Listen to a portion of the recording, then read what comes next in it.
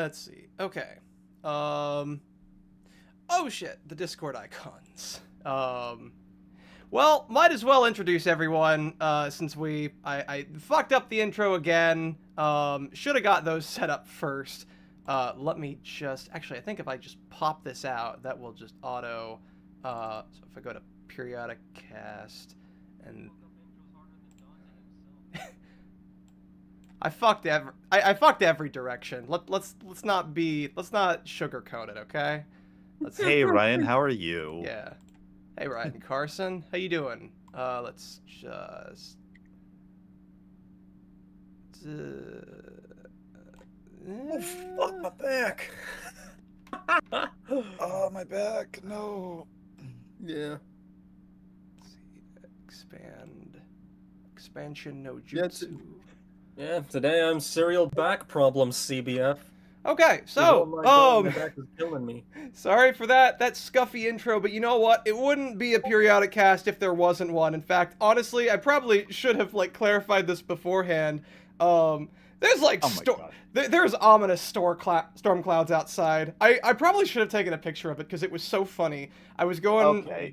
I You was... say storm clouds. Unironically, and I am not joking when I say this, I literally drove through a fucking tornado to get to work. To get to work yesterday.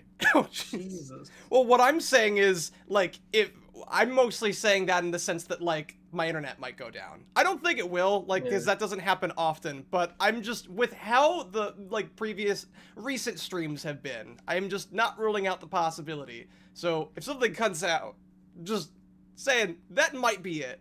I wanted to take a picture of it because I was going to the store to get, like, something last minute real quick, and as I was walking out, I was looking across the sky and just saw just beautiful blue sky, just completely paper white clouds, just lovely poofy, and then, like, turn 180 degrees, and it's just gray, black, and dark blue slowly looming over, and I'm just thinking, oh no. I'm sure this is not a sign. I'm sure nothing could possibly happen. It's just a metaphor for the fact that Netflix Devil May Cry was gonna encroach upon our day today. Yeah. Oh my gosh, like this entire day, I was having a great day of just like, I was really productive. I'm moving into a house. I'm fixing everything up. I got like 3 chapters done of my own book. It was great. And like I fixed everything up. I sat down an hour before the stream. I sighed and I'm like, you know what? I can finally relax. And then I remembered, oh crap, I have to talk about this. You don't get to relax. That's not a thing. No. No. Adi Shankar will not allow it, and neither will I. That day, PeriodicPete, if our paths were switched, would I have your life and you mine? Also, don't worry, Pete. Today, in particular, we can just blame Raymond because he pinged you guys a little bit before the stream started. Yeah. So him and his scuff semblance. That's, you know what? Yes, it is Raymond's fault. It is entirely his fault. Terrifying scuff semblance. So, you guys will also notice that Bio Gundam and Kaiser Shonen have not gotten here yet. Bio Gundam told me ahead of time that he was probably going to be late, and Kaiser Shonen is also running late.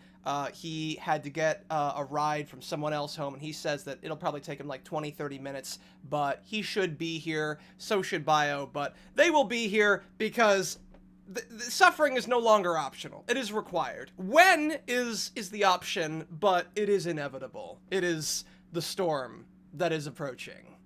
I'm going to hit you clankers, so am I right? Fucking clankers. So, I don't want to be that guy, but sometimes you just gotta call like it is, man.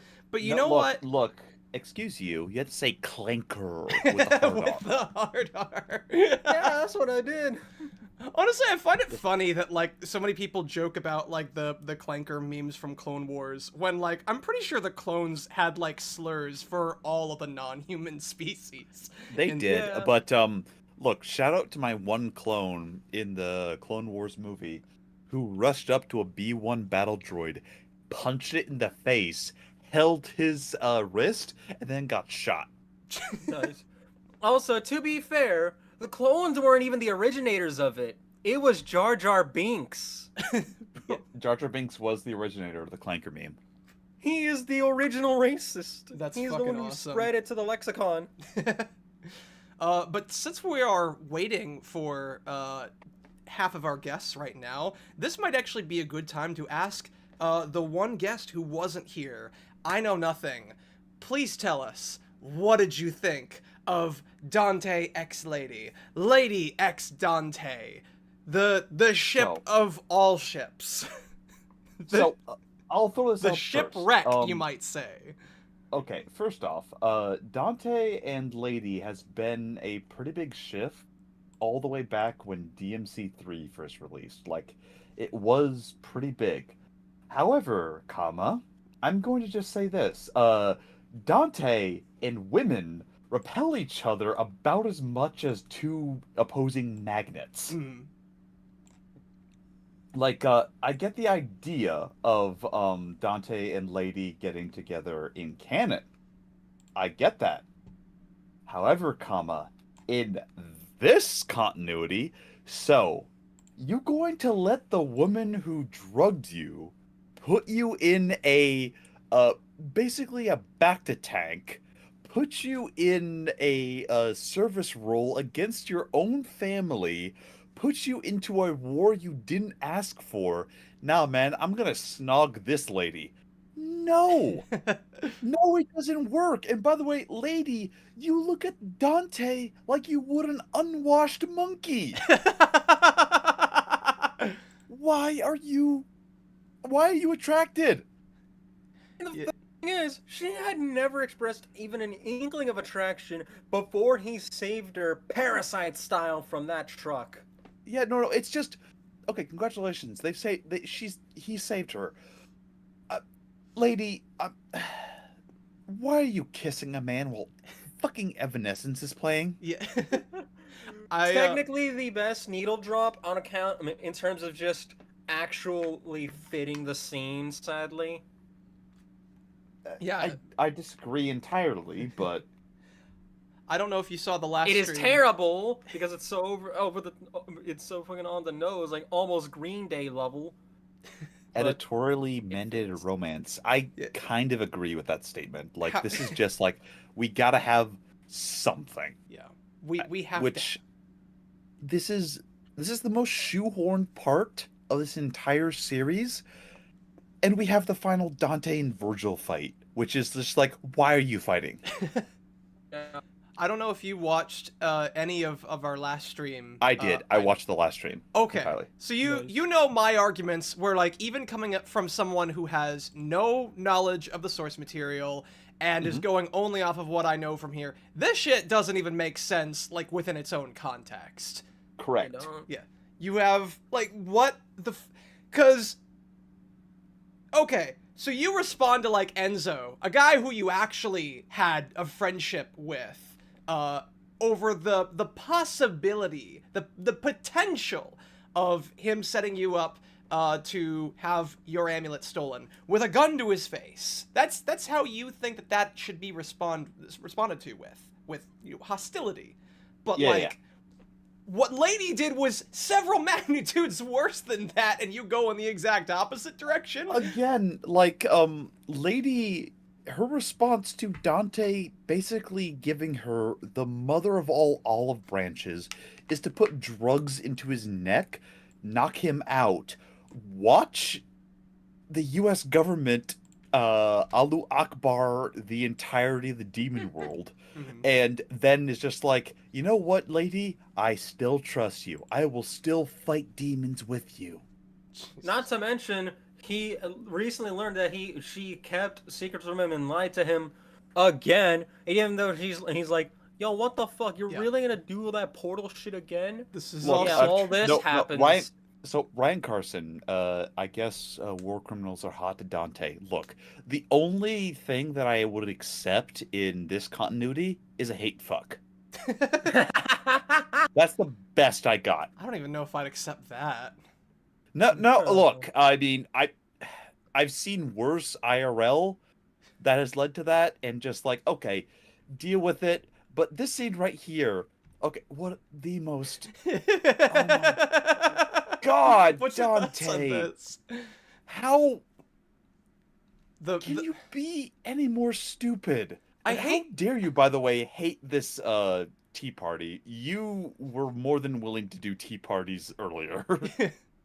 To be fair, I completely understand why he'd hate it, because he has to deal with this fucking brat who I'm deserves not to be denying punted that. into the stratosphere. Flip I Johnson would 2.0. punt her into the stratosphere. I hate her, I hate her, I hate her so fucking much. I hate her more than this version of Lady. She is Look, Lady is looking at her just like, okay, Lady, you've done worse. You can put a bullet in her brain. Yes. Please. Yeah, Please do. just like resisting the urge. She has bullets. She has ammunition on her. Fucking the She has Chun-Li plenty of ammunition is the cosplay. issue. Yeah, that like there it is. There she's got the ammo.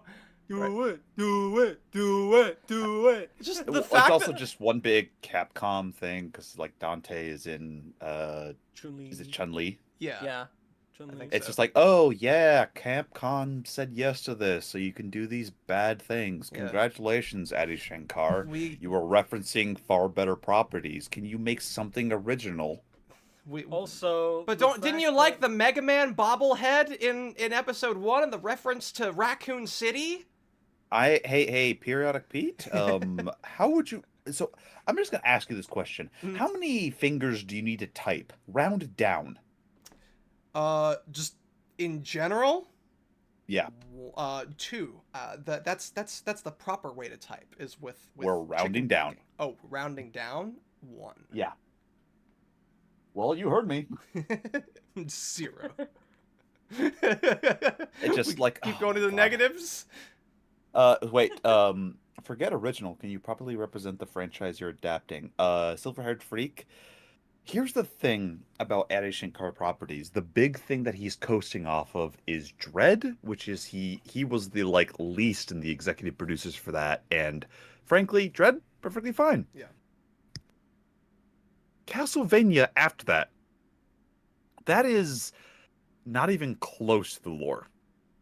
That is like for both 1 through Nocturne, it wasn't close to the lore. The thing that was hard carrying it was that the writing was actually good. Issue with that, though, Adi Shankar had nothing to do with Castlevania beyond basically funding the bill. Hmm. Like, Oh, he's just a completely, that's- producer, and then he gets all the credit. Yeah, that's Yeah, like, basically what wait. I heard. Ryan, at least Dante had a reason to tag along with a kid since he was hired to escort her. Here, I First don't of know why her grandfather didn't send her away. You're 100% correct. I have no idea why she's here. I don't fucking know. Like his father has like telepathic control over all the wildlife that lives in that little jungle. Just have her What a power, by the way. Take What a- a power. Holy crap. take a fucking like give her a fucking piggyback ride on the back of that that endangered white tiger and get both of them, not just her, get both of them far the fuck away from here. Which thanks guys, an endangered animal is now there's one species left of that in the world. Thanks guys. Thanks Dante. Thanks Lady. Fucking morons. And I know where they plan to end up the relationship with at the end. We'll get there. It does not justify how rushed and out of nowhere the romance was in episode 4 and 5. Not by a long shot. So then, I guess the only other thing, at the risk of like maybe even just like going through the episodes before Bio and Kaiser even get here, the only other thing that I was thinking about is, do you guys want to talk about? Because if you're not going to be here a little later, I know. Do we want to talk about some of the tweets that Adi has been posting during season 2's? So we can do that at the very end before I leave overall. Okay. Trust me when I say we need more context. Fair. All right. Well, then context we shall have. We will get right into episode 6. Let me get copyright protection. By the way, this is just a personal pet peeve. What the fuck is up with serialized shows and everything of just like, oh, we're going to do 8 episodes instead of like 24, 12, what have you? Like, What happened to the age-old serialization? Also, we're getting into this. Money, I This guess. Kevin Conroy motherfucker healing everything with Lady. To answer, although actually, I kind of want to answer that question because there might actually be like an answer for that. I think they still technically do that, but they do it Ryan, in every way no, except they do it in every way except name. Because so with My Adventures as Superman, both seasons were bought like from the very beginning at the same time. We actually know this because before season 1 had even finished airing, there were leaks of like the finale second or like finale eve of season 2 before the final episode of season 1 had even finished airing. Like there were screenshots and everything, so people actually knew that they had finished with everything on season 2 a year before it even aired. So all 20 of those episodes were technically part of one season, but I guess so that they could maintain engagement and before they get the third season, I guess, greenlit, they split them into 2 different seasons and aired them a year apart from one another. And Netflix does this a lot in terms of just like, all right, we have a season, we split it in half. Not to mention other productions also tend to greenlight like 2 seasons in one go, and then depending on how well season 1 does, they'll greenlight season 3. Yeah. That's effectively what happened with X-Men, I believe. I'm pretty sure that's what happened with Has Been Hotel. But I do agree it's stupid. I would much prefer, like, just make... I don't get why, 8 to 12 episodes is, like, just the norm for, like, a season. I guarantee it's a monetary thing. Probably. Yeah. But, and or just, like, the amount of talent we have that's available on display. That's part of why anime suffered from this so much for the past, like, decade and a half until very recently, of just almost everything had to be like one core. And if there was a 2-core production, no, it wasn't 2-core. It's just 1 core, but it got split in half, usually becoming split core. Were we gonna say I know? I would say I have 3 things actually. First off, sorry, I had a cough. No, fine. That's fine. Sorry. So Ryan, at least. Never mind. Sorry, that was the previous thing. Ryan said, "Here's my theory. They'll have Dante and Lady be Nero's parents in this continuity. Oh, God. Do not speak that evil into fucking existence." It's too late. It's too late. Ryan, this is on YouTube now. I am throttling you because, oh my God, that doesn't work. The whole thing with Nero's parentage and his entire story in DMC5 is the fact that Virgil is his father. Like, he is happy with Dante being his family. He is cordial with Dante. And then Virgil comes around and is the fundamental opposite of Dante, and he has to realize, shit, this is where I came from. And then he proceeds to beat the shit out of his father in one of the best moments. Again, his devil trigger sound is him throwing up at the middle finger and saying fuck you. Fuck you. Absolute perfection. Anyway, second, Billy Donuts. God, I hope Capcom doesn't replace the current canon with this like Riot did with Arcane. About that, Billy Donuts, they did for a bit. Wait, we're talking about Riot Games or Capcom? Yeah, Riot Games. Oh, okay. For a second, I thought we were... So, the whole thing with Riot Games is that they did replace Victor as the Herald of the Arcane and all this craziness. That lasted a few months, and they immediately shifted back to Victor being the Herald of the Machine and just put the Herald of the Arcane as a skin. Good. They didn't canonize Season 2 of Arcane at all. Good. Because everything hurt. Fuck yeah. And what was the third? They were like, what the fuck is this? This is supposed to be a good show. We're out of here. To talk about the meta real quick. Victor was supposed to have a full character rework. Like, all of his skills were supposed to be reworked. His animations were supposed to be reworked and everything. And the place testers hated it so much. And the negative response from Season 2 was so big, Riot just said, hey, we'll put it as a skin, and then we'll rework him, explicitly as the Herald of the Machine.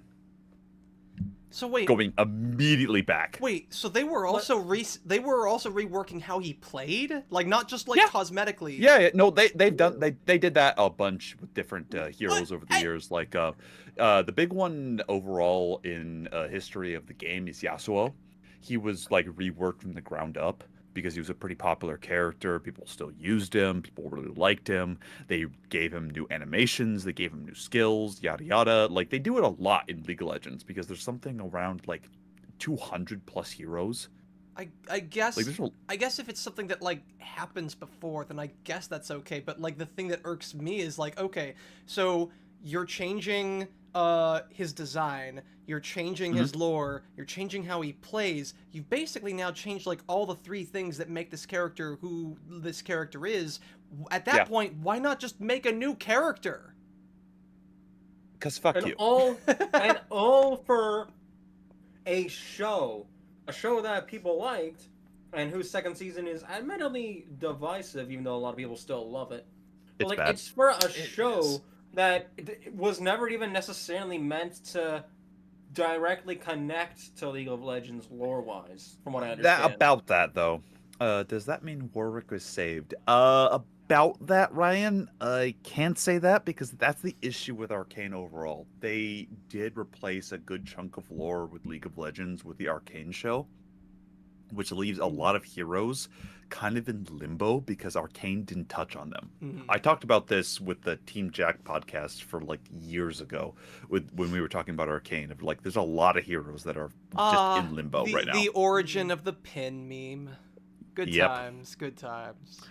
But wait, is season 2 good or bad? I've heard conflicting reports. Season 2 of Arcane is shit. It is. It's very shit. Season 1 is still pretty good, and like if you can somehow manage to get your hand on like even if you can just get your hands on like a Blu-ray, but like especially if you could somehow find a good price for like the collector's edition, grab that.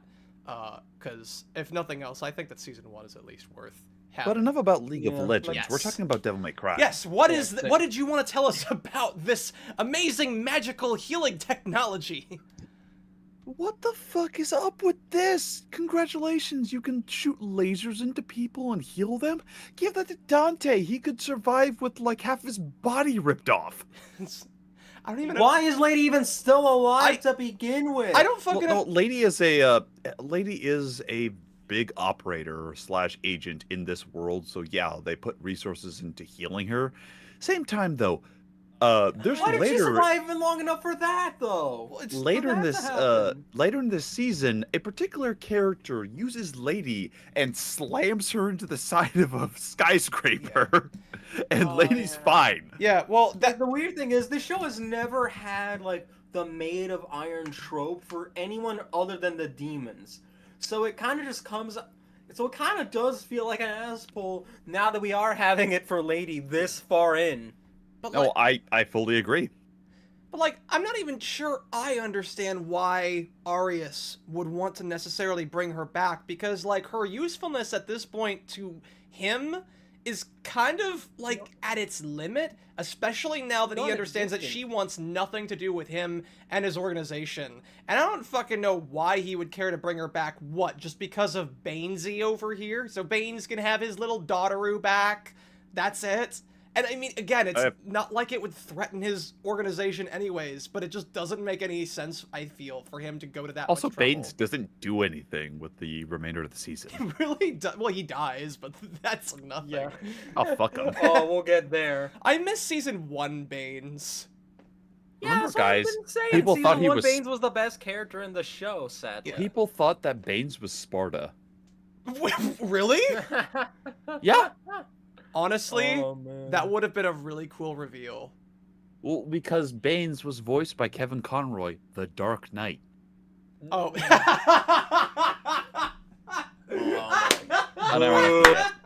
Yeah, people thought that Baines was like Sparta, but like kept in human form. That was a huge fan theory. That I actually would have Why? preferred that kind. Like, granted, like I we're don't talking. know why, man. We're talking about like we're talking about Netflix Devil May Cry. Like the bar is already like below the Mariana Trench even if south if of it's heaven. even if it's So, still like slightly above like the ground at the bottom of the Mariana Trench, that's still higher than the bar that it's at currently. So, silver-haired freak, that would have been too clever for Adi. So the thing that would have made it good if Bane was Sparta, a scene where he was in front of like Dante's back to tank, and him commenting about how much he looks like his mother, and just crying about that, that would have been legitimately powerful. Kinda, yeah. Shame it didn't happen. Yeah, instead we get Bane's, who's suddenly has a whole switcheroo from season 1, who's suddenly like, actually, I don't want to wake up Dante. Yeah. So Yeah, Ryan, it's weird. Like, even a moment like that, that would be completely incongruous with the rest of what we've seen with Banes, especially in season 2. But yeah, that would have been interesting. Yeah. I guess. But Ryan, so Sparta went from leaving to get Mel to being a Bible clutching vice president. Again, it was a fan theory. Yeah. And that in particular, it's something that I actually applaud Capcom for the storytelling. We don't know why Sparta died. We even in game supplemental material, what have you, Sparta did die, but we don't know why. Like anything, there's no like influence of like cancer or magic or what have you. Sparta disappeared, and that led to the assault on the Sparta Manor, which led to Ava's death. Like we legitimately don't know why he died / left. Yeah, we don't know until Adi Shankar makes season 3, and you look, know he's gonna cover it. It's gonna happen. He's gonna cover it, but at the core of it, we don't need to know why Sparta left. No. Just that he did. Like it's a core part. It's a conceit of the setting overall that like Sparta was the reason why devils didn't touch the Sparta family. Then he left, and then immediately Mundus went to kill Ava. He was a legend. He was a mythological figure, essentially. Yeah. Well, look, in terms of like power levels, Sparta, even after he died and Dante and Virgil ascended to the levels that they did, Sparta is still top 5 in this universe. Oh, like yeah. it's so the number 1 and 2, Dante and Virgil at their peak, and then Nero, then Sparta, then Mundus. Which is like that's the top 5. Yeah. Of the entire verse. In order or not in order, I guess. Dante and Virgil are tied for number 1. Nero is number 3. Sparta is number 4. Mundus is number 5. I gotcha. Because remember, Sparta beat Mundus and his armies, and well, even if he was weakened, Nero beat his father. Yeah. Like you can say like, oh, he was weakened or anything else like that. Nero had a devil trigger when he shouldn't have had anything, and he still beat Virgil. Again, we have a whole thing of Pull My Devil Trigger, of a soundtrack of Nero at least meeting his father. Like that's the whole like parallel / narrative of the Sparta family. The younger generation meets the older. They are equal in power. Yeah.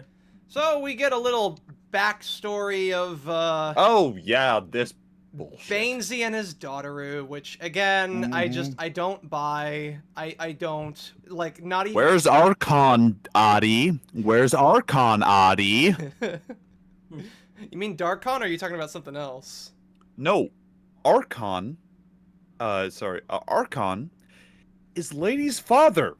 Wait, oh, Arkham, right. Yeah. Yeah. No. Yeah, Archon is Lady's father. Yeah, cause all we saw from like the flashback of season 1 was just that he turned into a demon, and then the building burned down, and then we don't know what happened. Ryan. Until later. Arkham. Sorry, my apologies. Ryan, personally, I imagine Sparta and Ava in heaven looking at their sons, completely wanting to give Virgil a scolding for many of the deeds, and Dante for not giving them grandkids. So, the funny thing about it is that they play a joke about this, where Dante talks to Virgil when they're in hell, cutting down the tree of just like, so how was it like to talk to your son? It wasn't too bad. Well, with an attitude like that, Virgil, you'll never meet your grandkids. And then immediately, Virgil puts Yamato to Dante's throat. That's awesome. Yeah, our Arkham is missing. Look, the special edition cutscenes for DMC5 give so much context and so much lore, and I love them. I need to see that. I need to see that because the thing is, I never got around to getting the Virgil DLC. Yo, guys. Yo, Kaiser, and by the way, CBF, the Virgil DLC, so much fun. Holy crap, it's so much fun playing DMC5 as Virgil. Yeah, sorry for being late, y'all. What episode are we on right now? We are We're on 6, no worries. 6. Okay, we're episode We 6. practically just started, essentially. Yeah. Okay. Yeah, I just been ranting late, about yeah. things. Yeah, like we Yeah, I were was talking late. about what where's Arkham? Yeah. Okay. So- Yeah. Where, Cuz Brody? was it our theory again, it's been a whole year since the stream about season Right, 1, right. but didn't one of you guys, I don't know if it was either you, CBF, Kaiser, or Bio Gundam, who thought that like Arkham actually died in that house fire, or am I like misremembering that?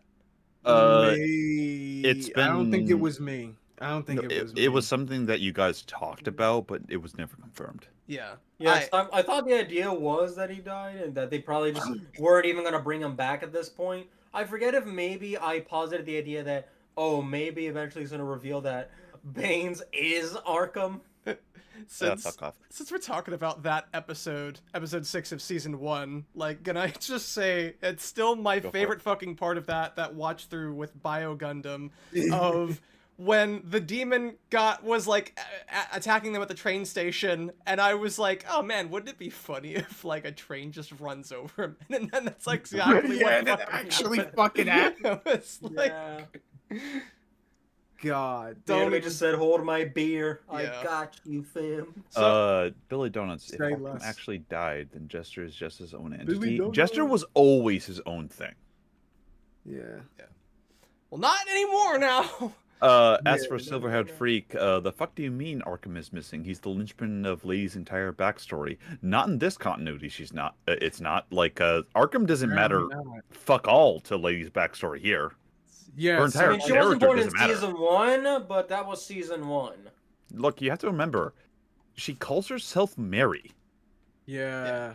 Well, Yeah. I mean, she called. Well, I guess past tense now because she's more so, getting into more lady things, I guess. Look, Kaiser. But she still answers to Mary though, which is so fucking. Yeah, weird. that's something later. Yeah. So she's waking up and she's trying to warn Baines that, oh yeah, Arius is evil as shit because what fucking tipped you off? Yeah, for real. He seemed like the most normal, ordinary person. Have you fucking seen him? Yeah. But, yeah, Baines isn't quite having it. He's still like, no, you can still be redeemed. I've already said this a dozen times, but I don't... Oh yeah, the that's not- Ouroboros Hotel, by the way. We're gonna have fight scenes on this hotel. Yeah. And, I've already said this a dozen times, but, like, this is not Season 1 Baines. Season 1 Baines would not give two shits about anyone who works under him at the instant that they turn turncoat. Yeah, He literally no. fucking throw them away and be like, well, it was God's will. I just... Yeah. But I've already said that a dozen times. Yeah. Like you Or can even at the have rate- Go ahead, like guys. you I'm sorry, but you can have like a situation where like, a ostensibly just insanely heartless guy or villain figure, kind of starts laying the crack show by being a surrogate father figure. Like you can have that like fucking Silco, for example, from Arcane. The problem is that like we actually get to see the relationship in Arcane, and here we just fucking don't.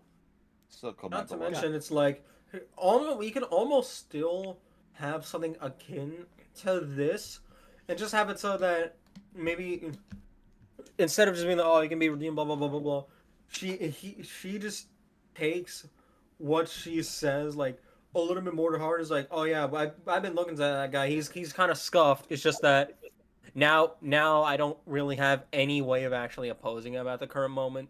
If I could Or just I don't know, say, some would be almost anything would be better. wow, if I had a nickel for every time Arcane was brought up in this stream about Devil May Cry Netflix, I'd have 2 nickels. Let's move I on. want to imagine that Arcane Season 2 is probably at the very least better than this, and maybe even Season 1. I haven't seen either of our season of Arcane. I guess if we're talking about Arcane as a whole, just because Season 1 is so good, but, like, Yeah. that's a conversation for another time. Anyways, here's Tom. Everyone's Fuck Tom. favorite Oh yeah, quarterback. Tom. So, Tom Burger Bowl ass yeah, he motherfucker. exists. The guy who I would sooner ship with Lady, or this version of Lady, than anyone else. Least of all Dante. Just because I feel like there's actually something of substance if you actually bothered to try doing something. I still think it's lame, but, like, everything in this show is. Yeah, like That's there's not the nothing thing. there. It's just that probably it's more acceptable because there's no bad history between them compared to Dante. No, Well, you have and to if understand. anything, I think that they could actually play off of one another. You have one who is, like, currently doubting, like, everything around him just because of, like, the sheer anxiety from a very bad event where he developed, I guess, PTSD is what the show is trying to establish. And then you have Lady, who is so stubbornly, like, trying to see, oh, Baines is right and the Dark Com is right. I'm talking about, like, you know, Season 1 Lady specifically. Like, this is all very different from the kinds of characters that we have. And you basically have ways where, like, Lady can teach him to kind of overcome his PTSD and gain more self-esteem, and then he, by extension, also shows her that, like, there's a lot more different perspectives and a lot different kind of things you should be worried about before getting stuck in tunnel vision and kind of thing. Like, there are different ways that you can have them play off of one another, kind of like that. But this is the rapture. This is the rapture. This is the rapture. My It feels like God, that's kind of what they tried doing with her and Dante, but not well. No. Look, if you were making out with the agent at the rapture, like, you have no you have no authority to speak to me. Just saying. Yeah. So, Lady is like, oh no, he's not trying to get rid of the devil, he's trying to resurrect him, and Baines is still like, no, you gotta come with us, but, like, you can tell that he's clearly, you know, kind of doubting things a little bit, and this will matter next to nothing a little bit later, so we're gonna, like, move over to the next scene. Oh no, something's gonna happen to Bane. Why do they even need? Why does he even need Dante there at this point? He could just have one of the. Okay, we're at this evil fucking ladies part. just Okay. in him, yeah. and he could just, like, prune him of as much blood as he wants, and then just, like, either Well, the dispose of thing is- him, or at the very least, like kill him, or find some other way to, like, dispose of him so he's It's- not a problem. It's even worse because, like, I guess spoilers for the future, but who gives a shit? Like, later on, like, so he's trying to, actually, I guess we haven't gotten to that part technically, but it's fine, I guess. Yeah. Like, Baines wants to drain Dante here for his blood. Like, he wants to convince him of his, like, mindset, I guess, and in lieu of that obviously not happening, which is exactly what he should expect, he's gonna try to drain his blood to, like, I guess funnel his resurrection, but, like, he doesn't even need it. Like, it never even comes up at all later. So, like, what's even the point of leaving him alive? I don't fucking know. Or just, like, again, do it in reverse order. Drain as much blood as he needs first, and then just be like, all right, we can do this the easy way or the hard way. Oh, we can do it the hard way. You're not gonna get into what I said. All right, fuck you. Get out of here. Bye. The The choice is yours. Just, like, Arius is dead over in the corner, and just he's the I mean, villain from the me rest and of Kaiser the have season. the same brain cell. Just the choice is yours. Yeah. Yeah. Well, the booty warrior is just the villain for the rest of The season booty 2. You know what? warrior. If Look, that was my name is Mundus. I liked you, Virgil, and I watch you. Now, we could do it the easy way, or we could do it the hard way. The choice is yours. Yours. that would unironically bump this up to Oh, at I least a 5 out of 10 just because of Oh, but how- you know, people would get mad. Fuck them! Like, Fuck because them! you Fuck know, them for people not get mad having because one now of they're the making big Marcus ones. into a pedophile. He is a pedo in this continuity. He literally Yes. groomed Virgil. Okay, he groomed him into a disciple of war. Technically, that's different. Yeah, sure. Oh, Bio's here. Hi, Bio. You just joined we're the- talking about Mundus. The best possible. I mean, hey, All right, it's just. that would open up a huge can of worms for a lot of characters in this context. That is correct. Because remember, devils don't cry, Virgil. Devils never cry, apparently. Except when they do. Yeah, so while I'm getting Yeah, that devils set up, allegedly cry. so then we cut They to may cry. Virgil, with an eye, inside the Millennium Puzzle. The MC Escher painting. Was it an MC Escher painting? It's MC Escher, yes. Yes. Yeah, so, and he's now trying to figure out how to get out of Yu-Gi-Oh! So he can get back to. I don't know why he'd want to get out of Yu-Gi-Oh! Instead of. So, But he's not in Yu-Gi-Oh! He's in the boss rush stage from DMC3. You want to know the okay. best part about this, by the way? Well, actually, no, that's not a good part. What I was gonna say. No, Virgil has Yamato. That cuts through dimensions. Literally just swing the sword once, walk through, Literally. you can That's why I was teleport out. That's why I was thinking Oh, the but- entire fucking time. But I Didn't know he not he have the does. sword for He a little lost bit, though? it. I Someone looted his sword. It's not on him anymore. It's conveniently gone. Look. Alright, but then when he gets it, he still doesn't do it for a little while, if I remember correctly. No, he does it. Correct. He does it once, and it just mysteriously does not work for some stupid reason. Because Trismagia is a load of shit and is Yeah, the third worst boss in DMC2. Let me see if I can find the scene. Yeah. So then he goes to Kill rescue. the kid! Kill the kid! Kill the kid! Flip Johnson. Again, I don't know her name, but that's what I'm gonna fucking call her, especially since season 3 of My Adventures with Superman is dropping tonight, and I get to have more pain. Yeah. Kaiser, we get to have more calls where I just rant about how much I fucking hate the show. No, you can Bro, rent. at some point, I'm gonna have to like binge watch this fucking thing just to shit on it. Oh, At some God. point, So, I'm gonna have to binge watch it for whenever I want to do a thing about Superman. oh, I would love to do a So- group watch with you guys. I posted First a thing. picture on it and everything. Yeah, what's up? One, I would be there to talk to you about My Adventures with Superman Oh my and the God. issues that it has. Second, why would Virgil care about kids? You are very correct because Virgil doesn't care about his fucking own kid. Yeah. Yeah, but that's the man, not the canon man is yet. a canonical deadbeat. This is Audie's universe. Yeah, this little is deadbeat different. dad. I know. It's Yeah, a different yeah, character. In Netflix DMT, he's not low tier god. So- In Netflix DMC, Nero is Dante's kid. You watch, So- he's gonna change. to that. Yeah, he beats the shit out of them because he wants to know why this snot-nosed little kid from a different show entirely has his mother's amulet, or sorry, locket. And he wants to find that out, and to first find that out, he has to rescue her from these guys, so he punches What? them. Can I say it, by the way? Go What ahead. shit animation? Like, holy crap. This Yeah, is like, that's what I've been so bad. saying. I just- Season 2's animation is noticeably worse than Season 1. I don't Season under- 1 was already inconsistent, but at least outside of the awful CG, it broadly was decent on average. This is But no, this is worse. This is kind of mid, actually. This in is general. Studio Mirror. I don't understand. Like even for bad shows, they were good. Like Legend of Korra, that was really well animated. Like you're not gonna fucking convince me that the episodes of Boondocks that they animated were anything less than good. Yeah. They've just been all over the place with the Like- recent stuff that they've worked on. They've been anywhere like from absolutely amazing to what the fuck are you even doing? Like, this is not One Punch Man 2 or 3 bad, but it's barely above Sword Art Online seasons 1 and 2. We're in the mediocre trenches now. Yeah. So, let's.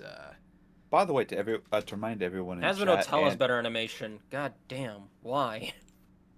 to remind everybody in chat as well as this voice call, I'm literally right in the middle of my Virgil playthrough for DMC5. Nice. The best place to be right now. So then we cut back to the torture. And I hit the judgment cut. Sorry. Nice. No, it's fine. Do we? Oh my god. So I guess because this is where Arius is trying to recruit Dante Arius again. just exposits his backstory. Basically, I saw the unbridled fury that you let loose upon my secretaries. The only being who personifies chaos more is Argasax himself. Really? How does that a good representation of chaos, what Dante did? It's really not. Yeah. It's a guy who was angry that you killed his waifu.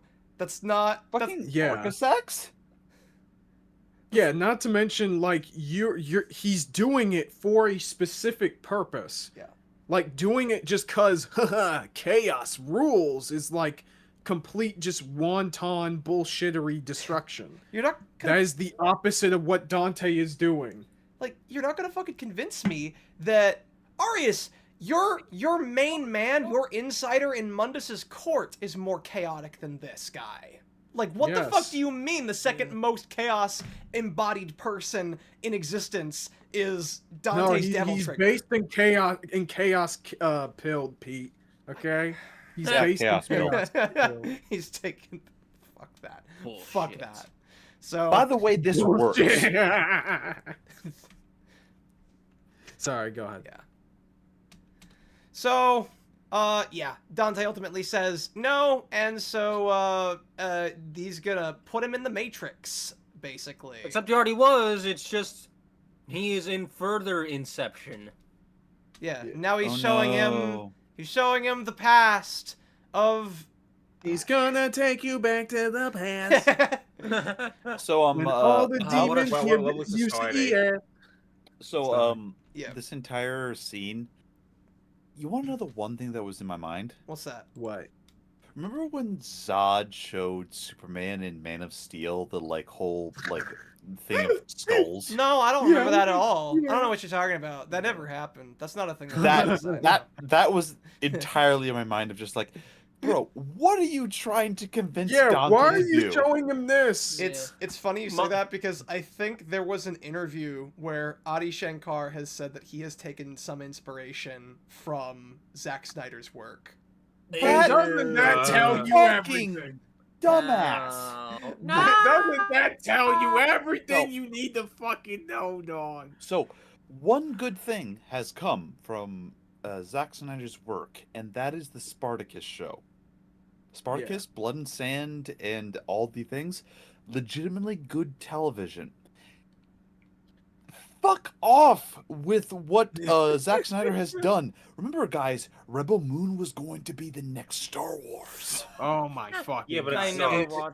I never watched that shit. Yeah, you know what I know? It absolutely is the next Star Wars. The next sequel Star Wars, bro. Oh It is no!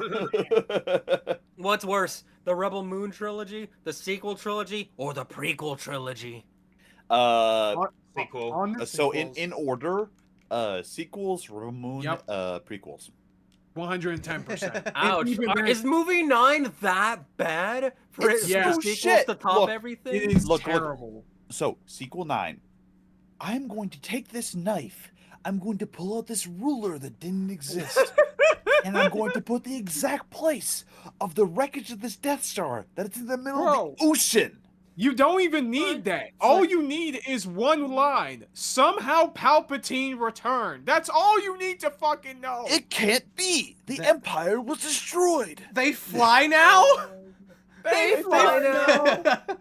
So fucking stupid.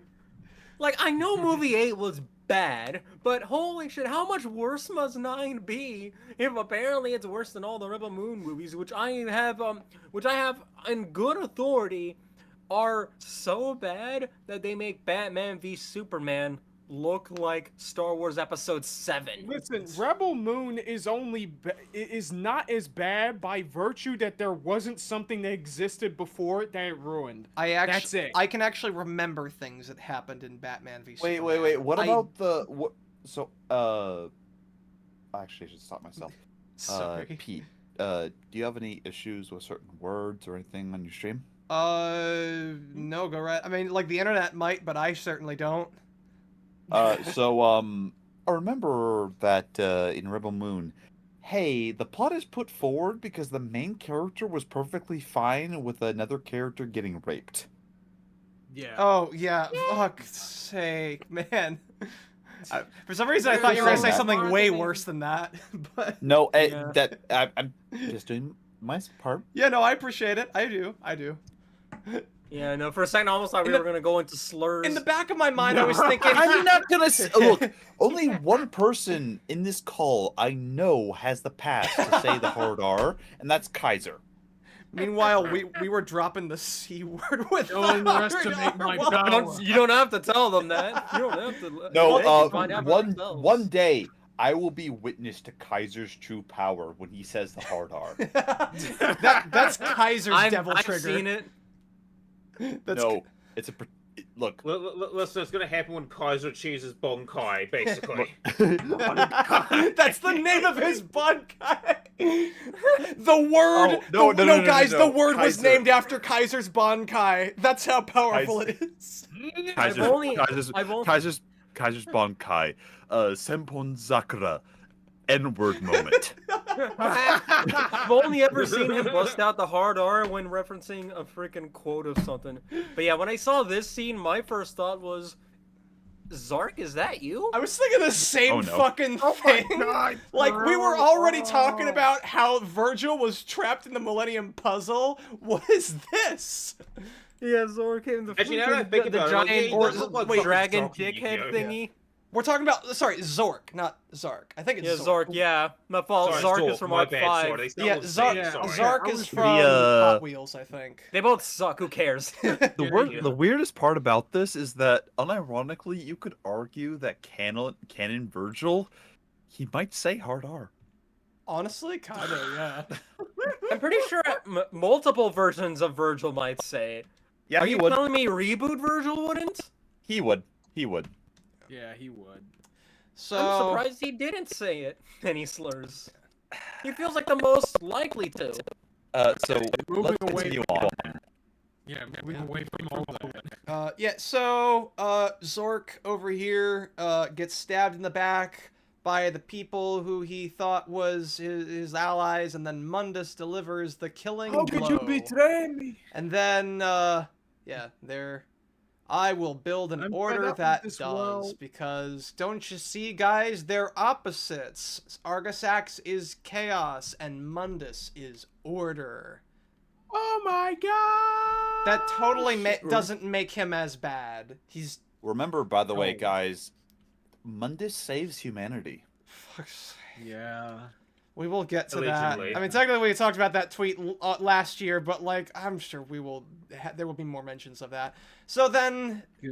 I think we were confused when we watched this, because, like... we were confused as to why the Earth and Hell were separate, because... Gun to my head, I could not tell you. And again, like, in Season 1, it was my understanding that, like... So I know you can correct me on this, but the impression you get is that, like, you know, the Underworld and Earth and canon DMC were sort of like one, or, you know, you could easily take Paul's Gamma very quickly. And in this, it's like, it's the best way to describe it is like mirror dimensions of just like everything that happens on Earth is reflected on the demon world. Everything in the demon world is reflected into Earth. They're separate, obviously, because Sparta, being the absolute unit that he is, separated the two with Yamato, and like basically stopped one from going into the other. But they still reflect. They're two worlds occupying the same space. Which Correct. makes Yes. sense. Yeah. Entirely. Yes. But like go ahead. how it was described in some of the books is like there are literal demon continents that are just like, this is Africa, this is North America, this is Eurasia, what have you. Yo, what's the China demon war like? I'm not gonna say a thing about that Does that mean, guys? because I don't know. Actually, they didn't really talk about that. So that's where Australia came from. Look, what you're saying. Australia is. You know, that makes too much sense. Moving on.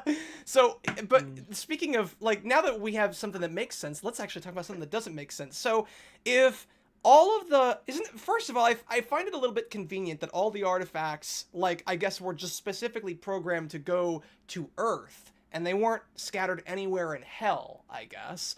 But the other thing is, okay, so if they all went to Earth, and this was before the worlds were separated, like, the borders are open, you know, it's possible to go in there.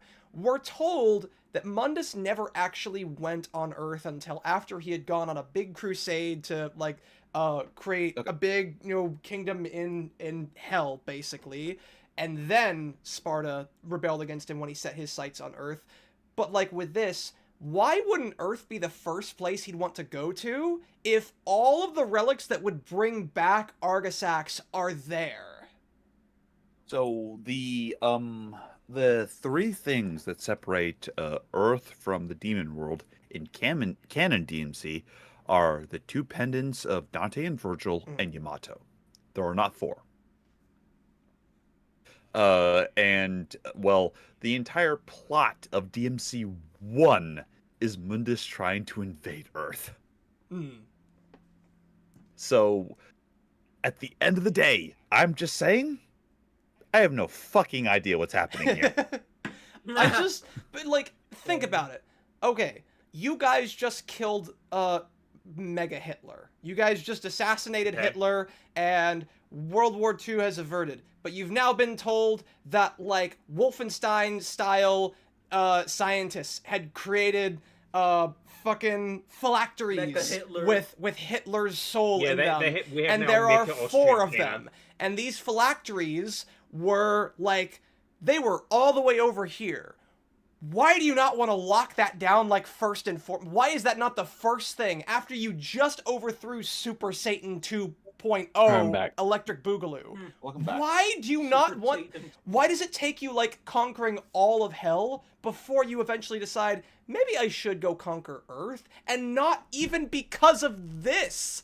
Like, it's just because, like... Also, Pete, the other thing is, Pete, is that why aren't these being destroyed, right? Because, like, that, you know, that other dude knew what these artifacts were. Why didn't anyone else who had magically inclined decide to destroy these fucking things? Oh, because they didn't have time. It was all part of the... Mundus... The plot needed to happen. If this old dude is ready and able to destroy all these pieces with great power, why couldn't Mundus do it at the height of his power when he had one in the back of his fucking chair? I'm wondering, like, is it really because, like, he did not know, like, was it really just that he didn't, like, he was doing all this, he had, like, this big plan, and just didn't realize, oh shit, maybe his phylacteries can, like, teleport somewhere else? I get, like, that's the only thing I can think of, is just that, like, he didn't think but why would you go after them? Send minions to go after them so you can destroy them yourself. Listen, if some human wizard can potentially do it with several hours of time and prep, surely the demon king of hell could do it. Yeah, I don't know. More than the demon king, by the way. Keith David could do it. This asshole can. Like, again, the borders are open. There's nothing that is stopping him currently from, like, going over there and getting them. Why it takes until, you know, he's, like, he's already conquered most of hell to actually go over there is just... So, and honestly, like, yeah. So then we get Arius's backstory. For some reason, I thought that this... Yeah, this is like 1400s. Yeah, 1400s. Congratulations, you took inspiration from DMC2. No one gives a fuck. Yeah. And I mean, that's the whole show, to be honest. That's the whole season. Yeah. I'm acutely aware. So, this is how he found one of the relics. That's why this is the worst season.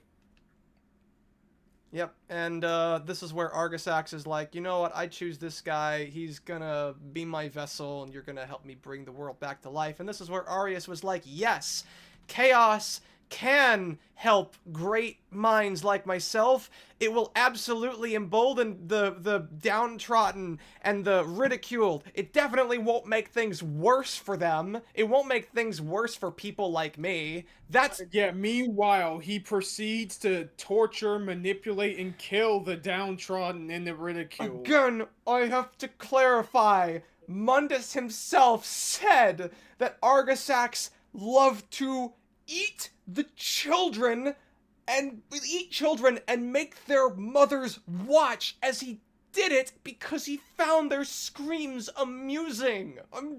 Why the Arius makes no fucking sense here. I actually would have preferred if his motivation was literally just, I want to rule the world. Something fucking generic and unapologetically, like, Disney villain-esque. I would have preferred that to this. Hell, I may have even liked that, potentially. I think it's just because... Everybody wants to rule the world. It's just Isn't because that basically of just this. Arkham? It's specifically just because of this one thing, trying to, like, give any semblance of sense to his motivation of wanting to work for Argisax and bring him back, is the one reason why I think White Rabbit was better. Granted, White Rabbit was not good, but, like, there was something there. But there's bad and there's more bad. If there wasn't anything of substance, if even there wasn't even the tiniest bit of substance to White Rabbit, episode 6 would not be the single one only, like, glaring, like, bit of good in season 1. That's... Yeah. Which is funny because then 7 and 8 my completely head ruined canon anything that was Arius left. just went fucking crazy. That's kind of the only thing you could say, but, like, they don't want to embrace him just being crazy. I would prefer if they actually stopped trying to convince us that he was doing this because he wants to help out the downtrodden, the people who are labeled as heretics but are actually geniuses, and instead just, like, make him an evil fuck. Well, again. Right, that it basically just means him. Or even then, give him an original demon patron whose motivations make sense. Yeah. Given, like, his ideology. Just make him a cultist. Like, I'm sure there are a bunch of demons in the DMC lore that would fit this objectively better. Like, make him a cultist. There is. Oh, without a doubt. Just make him, like, one of Argisax's, like, cultists. Like, look at this. A lot of these people... The thing about it, the whole thing... Sorry, my apologies. No, go ahead. DMC4 is built around a particular demon building a cult to fight against everyone else in hell. Yeah. Shame about that. But, like... And funny enough, I was gonna bring up freaking Zenless Zone Zero and how the end of part of season 1 and the bulk of season 2 is about people just, like, signing up to this essentially doomsday cult, and that probably would have made more sense. That feels more in line with what Argisax is almost than what with Pause with the glory to the rage of fire. Oh, yeah, sorry, no, this demon right here. This demon? You first, please. yeah. I interrupted you. Sorry. Yeah, and that probably would have been more in line with Argisax as well than whatever the hell Arius was trying to do. Just like, yeah, a doomsday cult thing where they're like, oh, we want to rid humanity of their suffering through, like, various different means. That also gets a lot of people killed and, like, awfully tortured and stuff. But it's just like, oh, the idea of just, like, this doomsday cult with this one god entity known as the Creator that is basically kind of trying to kill everything in a sort of, yes, existence is suffering. We must free everything. Death is a comfort type shit, you know. Here's what I think. Like, Arius just should have been one of the many cultists who was, like, here. Because, like, there's a ton of people here who were clearly, like, willingly sacrificing themselves to Argisax. So he very clearly had plenty of followers, both demon and human. Just make him somebody who survived the chaos of this event, stumbled upon, and, like, actually went out looking for one of the artifacts, found one of them, and then Argisax was like, yes, you will help me, like, rebuild, and just, like, that's it. You don't need anything else. You don't need to, like, make him someone who's, like, in some ways, like, misunderstood, or has, like, some semblance of understanding to his motivation. Just make him fucking evil. Anyway, sorry, I know, you wanted to say something. Well, I had plenty to say, but the first thing with the glory and the raging of the fire, Yes. with this demon design, uh, why does motherfucker have like his entire face in his chest? Because I Two don't- faces. I don't like this two-faced bullshit. So Come on. So this is not how Argosax was like in the game, I'm guessing. No, No. no. The Argosax has two forms in the games. One is just an amalgamation of DMC1 bosses, which is lame, and yet reason number 1596 why DMC2 sucks. And then the second form is basically just a flaming humanoid thing with like crazy fire angelic wings or some shit. Yeah, it's the best way to describe it is think the devil trigger for Dante and Virgil, but like pure like yellow white of just like it's an actual like legitimately angelic figure. That's let me Argosax. find it. Please do. Yeah, I'm gonna find If I can- Argo ball, fucking Argo ball balls. sex. I thought you were gonna say. Look, he was beaten in a cutaway. That's fair. Weren't you guys? Dante literally shot him in the face. Yeah, didn't you guys? I think you guys mentioned last stream that it was the "You want to be king? Here's your crown." That was Arius. Arius. Oh, That's Arius. okay. But like, I was meant to be king of this world. The best voice acting in the entire Let's see. franchise. It's so bad. Look, I tried my best. All right, let's see. All right. Oh wow, yeah. So that's okay. Yeah, Dante shoots him in the fucking head and just leaves. That's Yeah, then Yeah, that's the second form. based. Okay. Again, Dante is so far above so much of this world. I think I prefer Solaris. Ha, fair. Fair. Just because, like, okay, it's a copy of the Skyward Shield or whatever the shield is called from like Legend of Zelda, but like that's still that at least reminds me of something good. The Hylian shield? Hylian shield, yeah. Well, yeah, because the Solaris's final form in Sonic 06 is just that like eagle symbol on the Hylian shield. I don't know Sonic 06, so That's not a bad thing. Good game. I've been told. It's about as bad as DMC2. Both game and show. So, I mean, I'll take your word for it because I have no context for Devil May Cry 2. Devil May Try. Yes. Just like my favorite show, Digimon May Cry. I have heard so many bad things about Digimon Try. Is that just this show? Just Devil May Try and fail? Is that what Probably, this? Yeah. If anyone here has seen Try, can probably confirm. I haven't. Digimon Tries a bit of a mixed bag for me. So, this is a very strange statement to anyone that doesn't know that I'm playing the game. But, bullshit, Virgil, you dumb motherfucker, I dodged that. Nice. Yeah, so still explaining his backstory, talking about how he just, slowly just continued to be reincarnated again and again. This is fun stuff, and just was a general backstabber. I think, yeah, like he even killed the people who like helped him get the coin. And so, again, just one more reason why I think his character would have been better if he was just an evil fuck and not trying to make him out to be like this, oh, yeah, I want to fucking free the world with chaos. About this, by the way. Mm-hmm.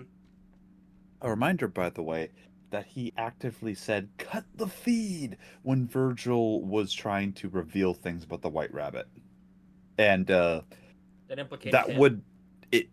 would not have changed anything for me. No, nothing. No, Yeah, like, none. especially with how things had, like, the way that things went. Like, again, he was like, at least from his perspective, the only thing that he needed for him to complete his plan was Virgil's blood. And, like, getting that really was just a matter of time. Even by that point, wouldn't have fucking mattered if people said that. Or, like, if people knew that, like, the White Rabbit was actually a human. Like, oh no, the White Rabbit was one of the people who was helping the demons invade us was a human, because humans have never done anything that is against the interests of humanity before. There's nobody. The only part that really pissed him off anyway was the fact that he was about to be publicly implicated, which also meant nothing anyway. Sorry, I'm back. I had to put away groceries. Yeah, no worries. Oh, I wish I had groceries. Nah. So, yeah, the clerics, all concerned only with rules, constraints on those whose brilliance threaten them. You are the leader of a fucking company or whatever the fuck. Shut up. You are the... This dude is a fucking cultist. You wanna... Argosax gave me the one answer to liberation 6 centuries ago. Ballsacks gave you liberation 6 centuries ago? Burn it all. Ballsacks. Nah, I'm with him, man. Like, Yeah, that's his name now. Yeah, Ballsack. Ballsack. You can't call him Argosax anymore. I'm surprised the that they power didn't of make... Ballsack. I'm surprised that, like, Dante didn't make that joke when he was trying to come up with different names for Argosax. I'm surprised Lady Yeah, didn't make same. that joke. It's an easy joke of just, oh, your name sounds like Ballsack. Yeah, I'll make a joke about that. Like, huh, your name ends in sex? You know what else? It starts with sex. Oh my god. Virgil, kill the kid. Kill the Please kid. kill the kid. Kill I the don't kid. I don't Please. want any Commit more. the hate crime, Virgil.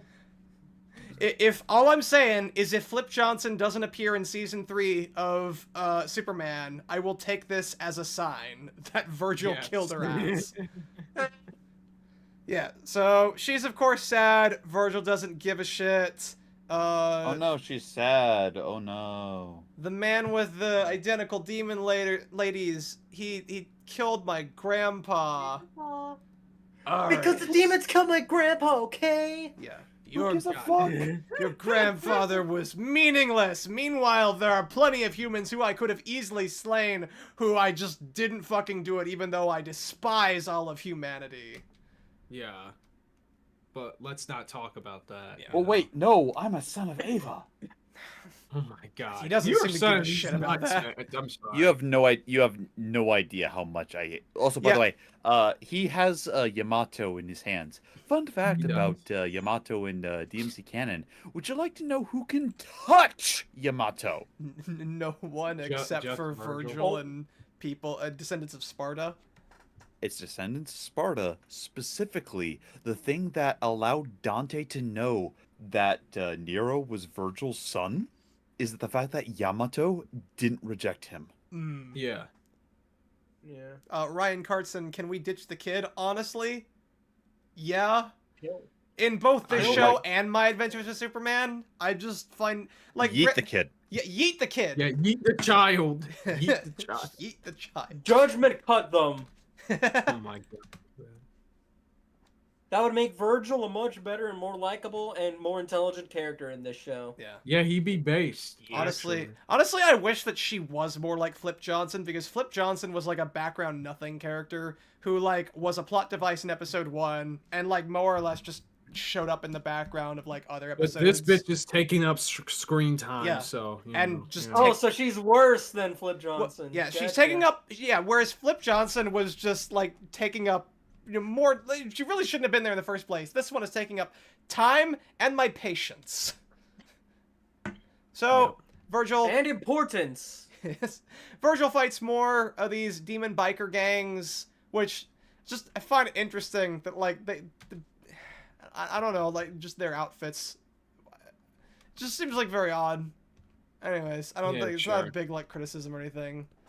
But so yeah, then he rescues her, gets the Yamato back. Really should have just killed both of them. I don't know why Honestly. Virgil cares about her.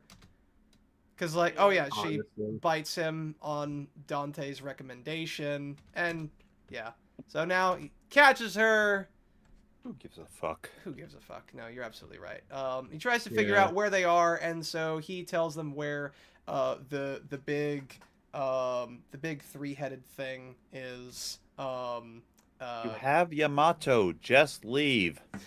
And like, if she wasn't such an obnoxious character, actually no, scratch that. Even then, it would be hard to sell Virgil giving even half a flying fuck about a human child at this current Yeah. point. Yeah. So Entirely. It's just worse because she is insufferable, and the show has ordained that she is important now. So Eye Patch McGee tells him that the Quintesson knockoff is over in that big mountain. He's got to go fight him in order for them to get out, because there is no other escape, discounting the mirror. But that's a convenience that we will talk about later. Cut Literally... back. Oh, yeah, ladies. Oh yeah, we're finally getting her to address that. You ordered the mass extinction Right. of those families I tried to save. You know, Yeah. at a current point where this basically doesn't really matter for either character or the plot now. Yeah, she just This would've chose been not so to bring much any of better, this like, up 7 episodes beforehand. ago. Yeah, she just chose. This is the same bitch who was ready to abandon Darkholm simply because, you know, a bunch of soldiers got killed in the beginning of the story, right? To quote What? something which honestly makes Bane one of the more base characters, of just like, but sir, they're refugees, and refugees from hell didn't cause you to turn your head. Yeah. Yeah. Yeah. Which, yeah. Honestly. Because, like, I mean, yeah, with the kind of context that they have about, like, hell. It's... Me to those who Oh, defend yeah. Freeren's demons. Be Oh like. my But god. Yeah.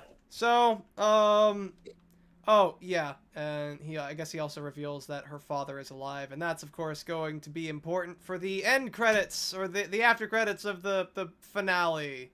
Oh, there were after credits. Oh, yeah, no, I forget Archon. it. I think I switched off, so I don't think I saw the after credits. I didn't either. Oh. So is Archon I an actual did. thing? So Arkham is, well, I think it's, I don't remember exactly. We will get there eventually. Actually, I guess Kenneth if I know if looking you're gonna motherfucker over leave, here. I guess I can like show you just real quick. Feel free, please. Yeah. Thank you. Yeah, oh yeah, the So, Lady oh yeah, was... funny. We cut off at the Kenneth Archibald looking Let's see. motherfucker. So Lady Okay, was... yeah, we have the Ava and Dante and Virgil, that picture. Fuck you, Addie. Oh, then that's not even credits. Where if is we're it? talking about what we're talking about. She found... Ah, damn it, did I... Oh, damn, did I just, like, make it up in my head? I could have sworn there was... I'm pretty What? sure it must have been, because the last time I saw him, and him, like, revealing himself to her and laughing, that was before the credits. That was, like, around the time of the montage of just everyone sadly going their separate ways. Oh, yeah, so it must have been part of the montage. Okay. It's part of the In the montage. case, it's probably like some There is TNT montage, version that she or- had. Yeah, there it is. Yeah, so, like, she Yeah, I is was right. reviewing some video footage. Okay, never mind. It's not after Uh-huh. credits footage, it's just... Okay, yeah. Him transforming into Jester, and then he laughs maniacally at No, the camera. Jester is Archon? Yeah? Oh my god. way. Fuck Jesus. right off! I'm just a baby. I'm Kaiser, I will punch you and then buy you dinner because you're a cool guy. Anyways, let's get back to episode 6. God, Yeah, Kenneth got burned to a crisp. Yeah. Probably not as agonizing as what happened to him in Fate Zero, though. So... Yeah, look, And no, that's a he much did- better show. Yeah, Both 100%. seasons. So, Fate Zero is shit. No. Let's see. Okay, let's move And on. even if it Let's was, not it's get too infinitely much. better than either. It's much better than either season of this. Okay. Correct. Moving on. No, Yes, fair. moving on. So, yeah, more trying to convince him that, like, the bad shit is about to happen, and... Do I have copyright protection up? Yes, I do. I just want to make sure. You do? Yeah, and so Tom, of course, still not quite, you know... Why the fuck Tom is even here? Why he's even cleared for combat? Why he is in charge of the fucking vehicle that is holding Lady Arkham? Makes no sense. Yeah, it doesn't. Because plot needs to happen. Yeah. And That- plot's like, about that's, to happen. That's what the answer is to half of any logical question you can have in this show. because they needed the These plot to nuts need to happen a happen. very specific way, and that specific way requires characters to be fucking stupid or to go against what the show has already established. Ruby rules. Yeah, honest to God, bro. So, Dante's having the whole conversation with him. Oh, I've been singular my whole life. Oh, but people were gonna and I don't care about any of this. Lacks any true capacity for love. Yeah, I don't care Yeah, because This it's is all where built they're trying on to go with it, but who cares? it's all built on a relationship that I don't care about. I have no reason to believe should have ever It happened. gave us Based- no reason to care about it. Yeah. Arkham is. I mean, Arceus is right. That's why he's Yeah. based. Also, Oh my those God, shackles bro. are not nearly tight enough. Like you could totally slip your hands out of those. I'm just saying. Yeah. So, if I could imagine myself leaving these bonds, the guy that literally no sells like planet destruction, yeah, he's fine. I was about to dude, say, dude, I know. Are yeah. you a half demon and you didn't tell us? Well, Like, that guy's a Well, beefcake. yeah. He's bigger than you probably. He could still slip out of that. I mean, Yeah. I know I'm not at liberty to say. I know is a book, but we all know that the half of that book is from the Necronomicon. Let's be perfectly Oh, honest. We're not. Thank you for noticing. Nice. I try. I've been trying to do more reading recently. But The Necronomicon, by the way, not that interesting of a read. I will remove that from my reading list then. It's not worth it. Next up, I'm gonna try the Book of Vile The Darkness. Egyptian next. Book of the Dead is far more interesting. Oh, that's on there too. It's right below the Book of Vile Darkness. No, My back still hurts. Oh, and then there's this. This is just again right, Phil. another one of those lines where it's like, this is just me to Adi Shankar. You know what I'm wondering? In all those lifetimes you lived, did you ever stop to consider maybe you just aren't that good? I mean, what are these big ideas the system's been holding you? A cyborg, and the best you can do is a cyborg and a clone army?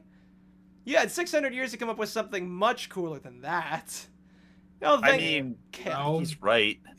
don't think Chaos is gonna help you. You're just unoriginal. He's just a hack. Called kinda out. Right? He's kind of right. Just insert all of the freaking. Yeah, boy. I just this is me to Adi Shankar and his No, 100%. abomination that he calls Devil May Cry, Cook his ass. basically. So Yeah, like Dante should have been moving like this the entire time. yeah, then Arius, I guess, they fight, but like it's actually part of a simulation. And Arius is still kind of like taunting him, still wants him to join, I guess. Or no, I guess now he's done. And now he's like, The easy way? No, you can do it the easy way or the hard Wait, way. that way. The choice is yours. oh, I see you're choosing the easy way. So the power of Sparta. Power of Sparta is in your blood. Not that it was at all that in canon. Well, yeah, don't you know? Don't you know that like demon blood is all you need to like make yourself super powerful? Just get like a cocktail of that and like plug it through your veins. The White Rabbit did it. That's Your all. ball sacks. Honest to Your God. cargo sacks. Honestly, at this point, I don't know why. Like now that he has decided that like Dante is not going to work with him and he's just going to kill him anyways. Why the fuck aren't you pulling out the Demon Killer 950 or 920 or whatever you call it? Why aren't you Do any of them even have it anymore? Yeah, he should know. still have it. Remember, he had a whole factory He full of them fucking bitches. invented the thing! He absolutely should still have one on hand. And yet we never see it for the rest of the fucking show. The show has concept permanence. If it's not happening on it lacks concept permanence. If it's not happening on screen, it didn't happen, and it never happened, and it never will happen until it does happen. It's the 00 thing again, just like the gas that can nullify laser beams from Gundams that literally only gets used in the premiere and towards the finale. Except no, it's worse because here we don't even see it ever again after the first usage or two. So, yeah, draining his Don't know, blood. season 2 fucking sucks. I'm sorry. And more Flip Johnson trying to get along with Virgil. And Virgil, I think, honestly, I just don't even really care. Cause How many times should I say murder the kid until YouTube starts glaring at us? well, we'll know once the stream Destroy gets the taken child. down. And I mean, we're still live, so I mean, we're fine right now. But for how long? That just means you got to keep saying it. So Destroy the child. then we meet knockoff Quintessence. Oh god. So, oh At least yeah, he and doesn't have any guns, so he can kind of just skip the boss fight. honestly, That's basically the only way you could fight the fucker. well, in it's not DMC2, even really. if I To my remember. understanding, he doesn't even kill him here. Like, if I'm remembering correctly, he just like makes a beeline for the mirror and Even though he could have just devil triggered and just done that anyway. But Oh, fuck actually, it. before we go, I think well, I mean, I think you guys can probably take my word for it. I meant to like stop at the scene when it showed that like Yamato doesn't work in this plane or whatever, but Yeah. Okay. I just don't care At enough. least there's that explanation. Yeah, so that's why he wasn't able to Yamato out. There was a scene. Good job, Addy. You actually explained your plot. Let's see. One out of the Yeah. upteenth times you needed to. Let's see, cause I think it was right before here. Like once he, like before he wants to, yeah, he's doing his little side thing, and he's noticing that nothing happens. Right. And that's why he interrogated this guy. Is like, how do I get out of here? So yeah, that's that. It's still stupid. Doesn't make any sense. But anyway, like you have. The whole point is that it's supposed to be able to teleport to and from the demon world. I don't fucking understand how that doesn't work just because your It entire can teleport anywhere. That's the thing. Yeah. Anyways, but It's literally just a dimension sword that says, yes, I choose where I want to leave. except here apparently. So I won't Fuck you. focus too much on this because it's still really stupid. Honestly, Oh my Yeah, god, rich people the being rich dumb. elite are part of a satanic death cult? I feel Where like are the if- babies to be eaten? if Baines really was, if Baines could really like convince 6 people to be like, arrest Arius, why the hell he wouldn't have like a sniper somewhere off on like another skyscraper somewhere to just take out Arius with like a signal? It's just That's what season 1 Baines would have done. But also, man, I just imagine when Adi Shankar just got the news of the Epstein files, he was like laughing and clapping because he's like, oh my god, my show is basically just a softcore this. I didn't even predict that. Holy shit. yeah. So Baines It just becomes like the Vivsy Pop thing of, oh no, my show accidentally became even more political than I thought it was gonna be. Oh god. Yeah, so Bainesy realizes that his boss is evil, and I mean, yeah, what the fuck tipped you off?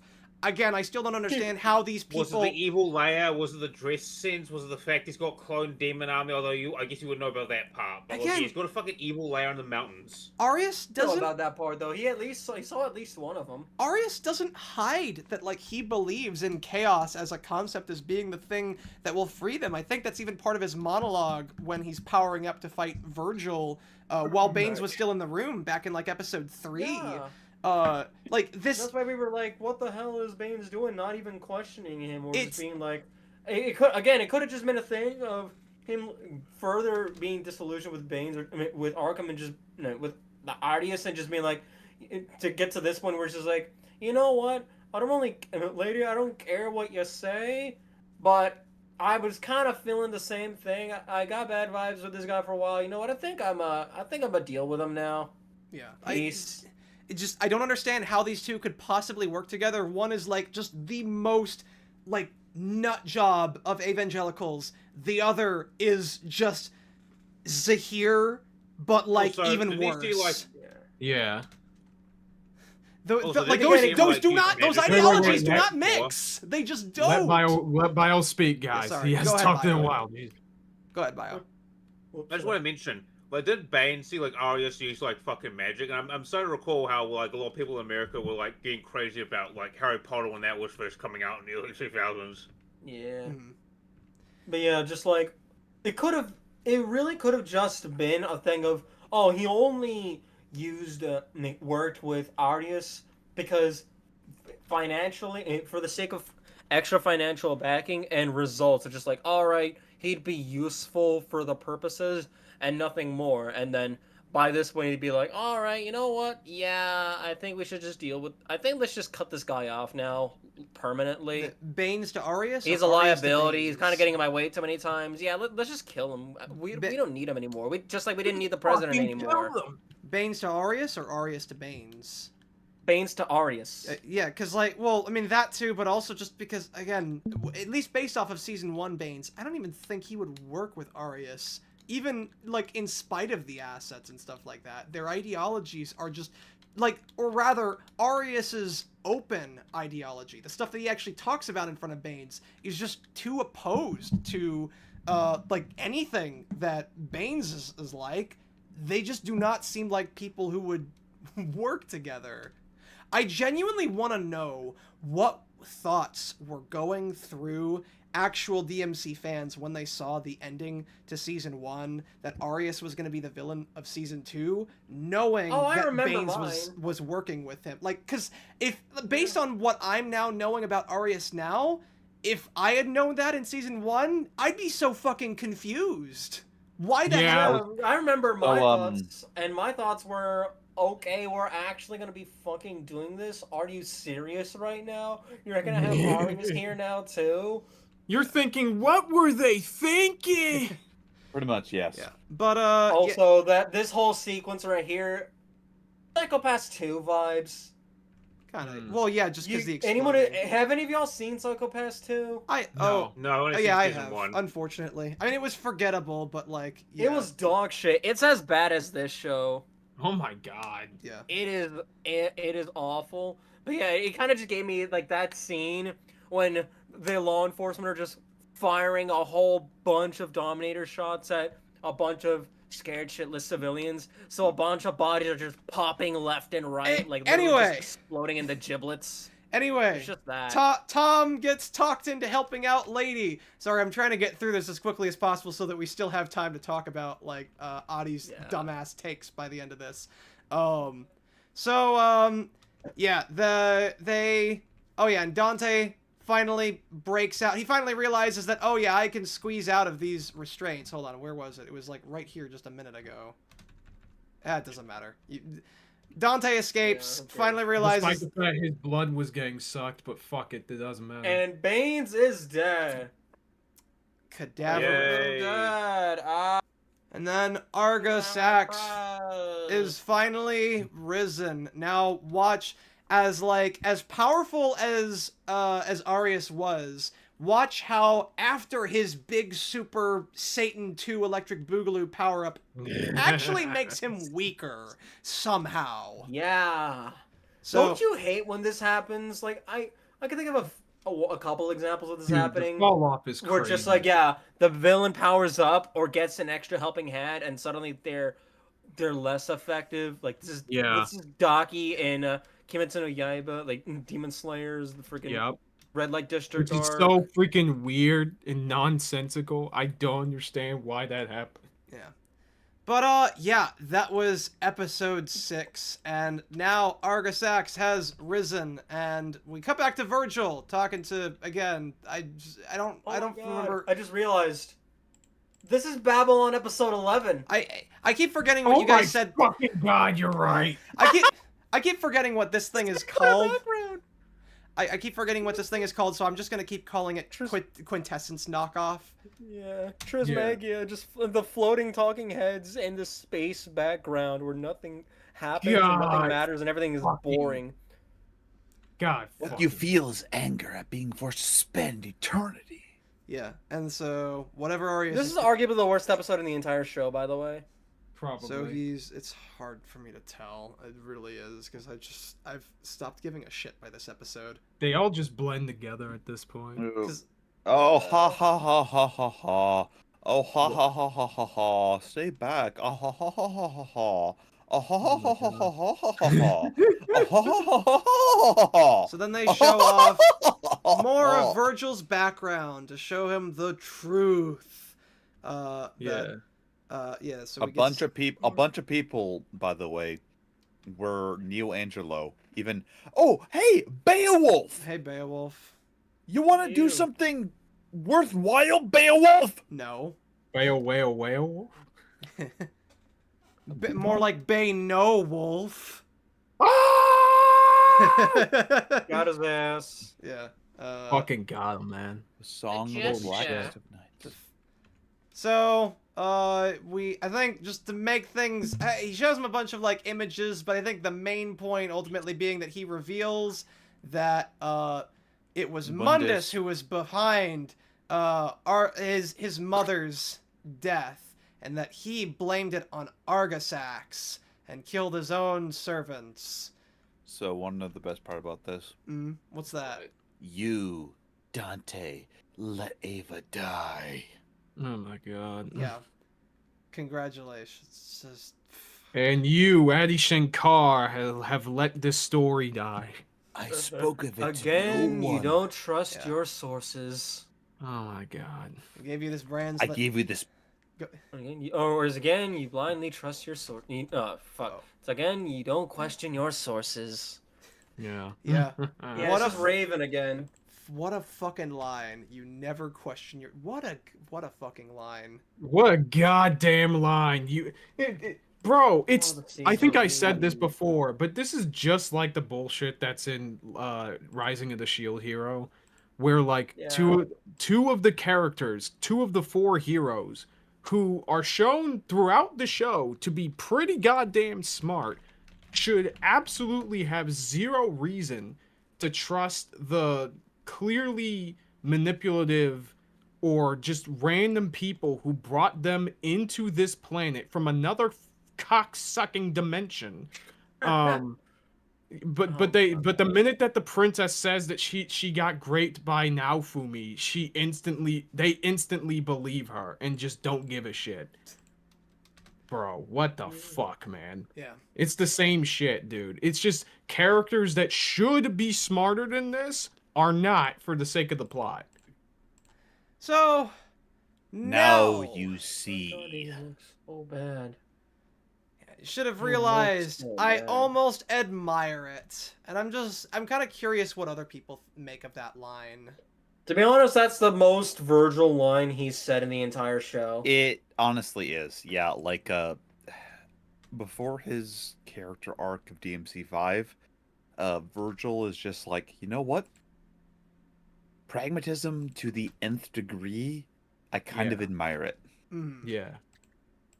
All right. The issue with this entire thing is that this Virgil shouldn't admire it. Congratulations. No. You have shown me that you, Mundus, murdered my mother. Yeah. Yeah.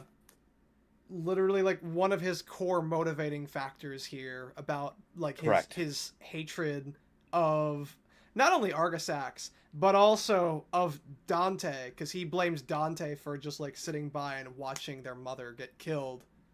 Correct. Right. So, it doesn't make any all sense. All of that is meaningless now. Yeah. So... You will break. But, then Virgil. like, nah, there's the mirror over there, and just escapes. He went journalist mode. He skipped the boss fight. Oh my god! No, you, Virgil, will break. Like, not only the entire point of Virgil's character is the only person that made Virgil break his Mundus. Anyway, moving on. This pink-haired twin-tails motherfucker. No. Oh god. So come on her already. To see Mundus. I can forgive you, Virgil. Just do it. This is what God wants. So to give context of DMC original, Virgil knew that Mundus killed his family. He tried to fight Mundus. Mundus beat him and turned him into Neo Angelo, which is the big demon in DMC 1. Yeah. What was the quote? Like, it would be fun to fight with the Prince of Darkness. If my father can do it, then I can do it too. Pulls out sword, charges. Ah! Yep. So Virgil lost to Mundus. Mhm. Yeah. That's the big thing. Well, that's to because it. he was weakened by his fight with Dante and Arkham and all Correct. that shit. But That's correct. I mean, the impression I get is that, if he was at full power, like, if he wasn't so weakened, I mean, maybe he could have defeated Mundus. Or at least put up more of a fight. So he would have but a it's only chance. DMC3 then. No, so the implication for both DMC3 and DMC1 is that Virgil would have had a chance if he was at full power. Dante beat Mundus explicitly because he got Sparta's sword and fully absorbed Sparta's power. Yeah. So like so Dante DMC1 is the same full power Dante as DMC3, the end of it, but he also had Sparta's sword. Yeah, he which got is amped by Sparta. correct. Yeah. A big thing is just like DMC1 ends with Dante basically succeeding Sparta. Yeah. And even then, he didn't completely kill him in that fight. The freaking lava core thing of Mundus kept still trying to chase him up until the island kind of just got destroyed and exploded. Correct. It took a bit, but at the end of DMC1, Mundus was done. So, Virgil now realizes what it was that Arius was trying to tell him. He was trying to tell him that he wasn't the one that killed his mother, which, again, why the fuck did you advertise that to him at the very beginning if that's what you wanted in the first place? But he thought that Dante was the reason in this continuity. But, well, he thought that Dante abandoned, his mother, and that, he thought that Dante just let Argisax's demons kill, their mother, and that Argisax had anything to do with it in the first place. I just don't understand why Arius plays along with that as, like, a means to taunt him when, like, telling him that Ouroboros is alive at all would be more than enough to get, but we've already talked about this. So yeah, we clocked that already. So of course, when Flip Johnson flips out, is like, you want to join that guy? He killed my grandpa.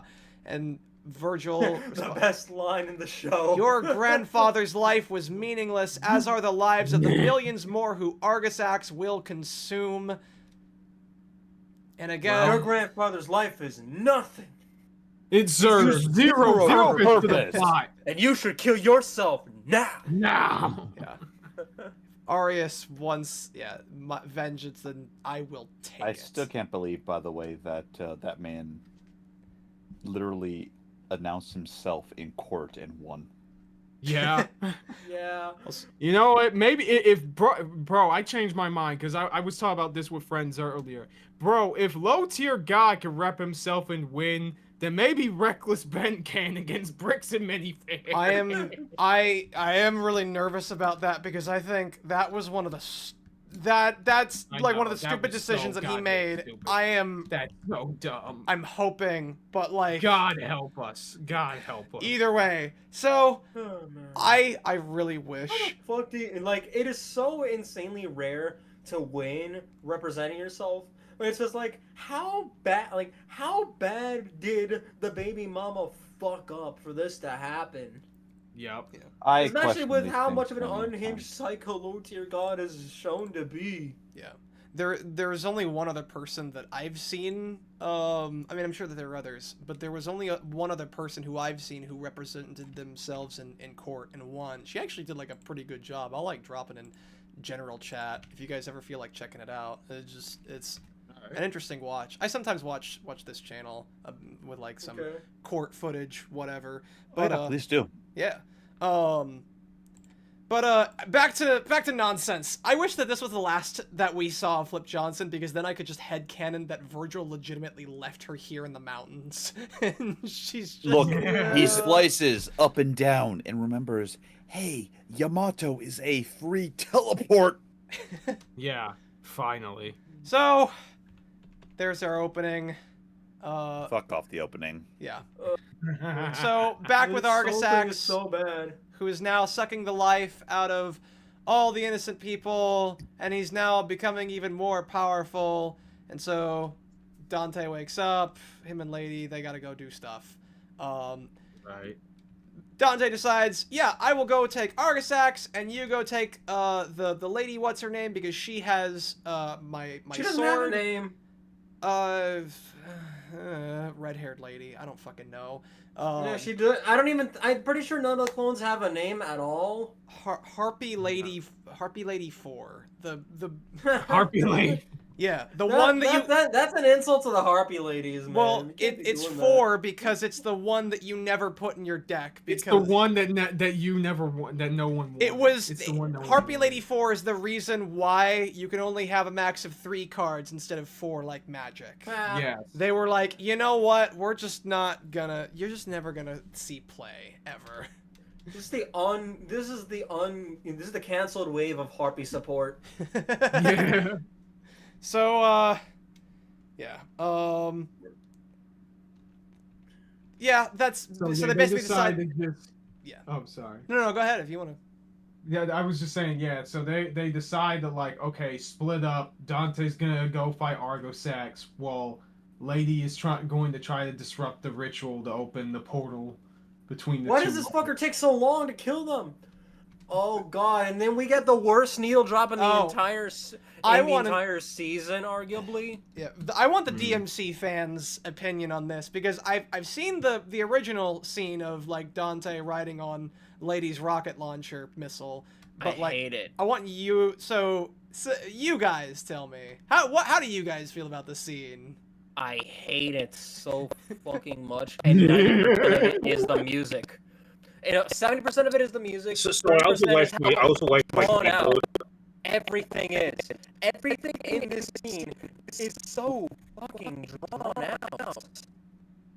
We're talking about. So, can you ask that question? How do y'all feel about, as DMC fans, how y'all feel about the scene where Dante is they're basically ripping off DMC 3 with Dante riding the fucking. Oh, this version. No. Yeah, this version. Sorry, because I was like away from keyboard for like, yeah, this version of this fucking ass. I'll be back in a second. I'll be Everything. Yeah, no problem. Everything about it is so bad. Like, it's all so drawn out. The music is probably the worst part and the worst in the entire show somehow, because at least on some level, tonally, the tracks kind of fit usually. No. Here, that is not even the case whatsoever. It's like a fucking pop punk song playing during this. It's just you know what my first thought when I heard the song was? What's that? Chilling out with the crew in the schoolyard. No. Never working too hard. God. Like, it is that type of energy for this, and it's just done. I know. Don't. I know. Unleash your fury. Tell us what are your feelings? Oh, so you're going to have Dante ride a particular rocket launcher of just, oh, this is pure DMC. No, it isn't. So the entire point of that scene is him making fun of Lady going so hard in the paint that she forgets what she is. Like, the whole thing is him basically making fun of the idea that she is going too hard in the paint, for lack of a better term. Mm-hmm.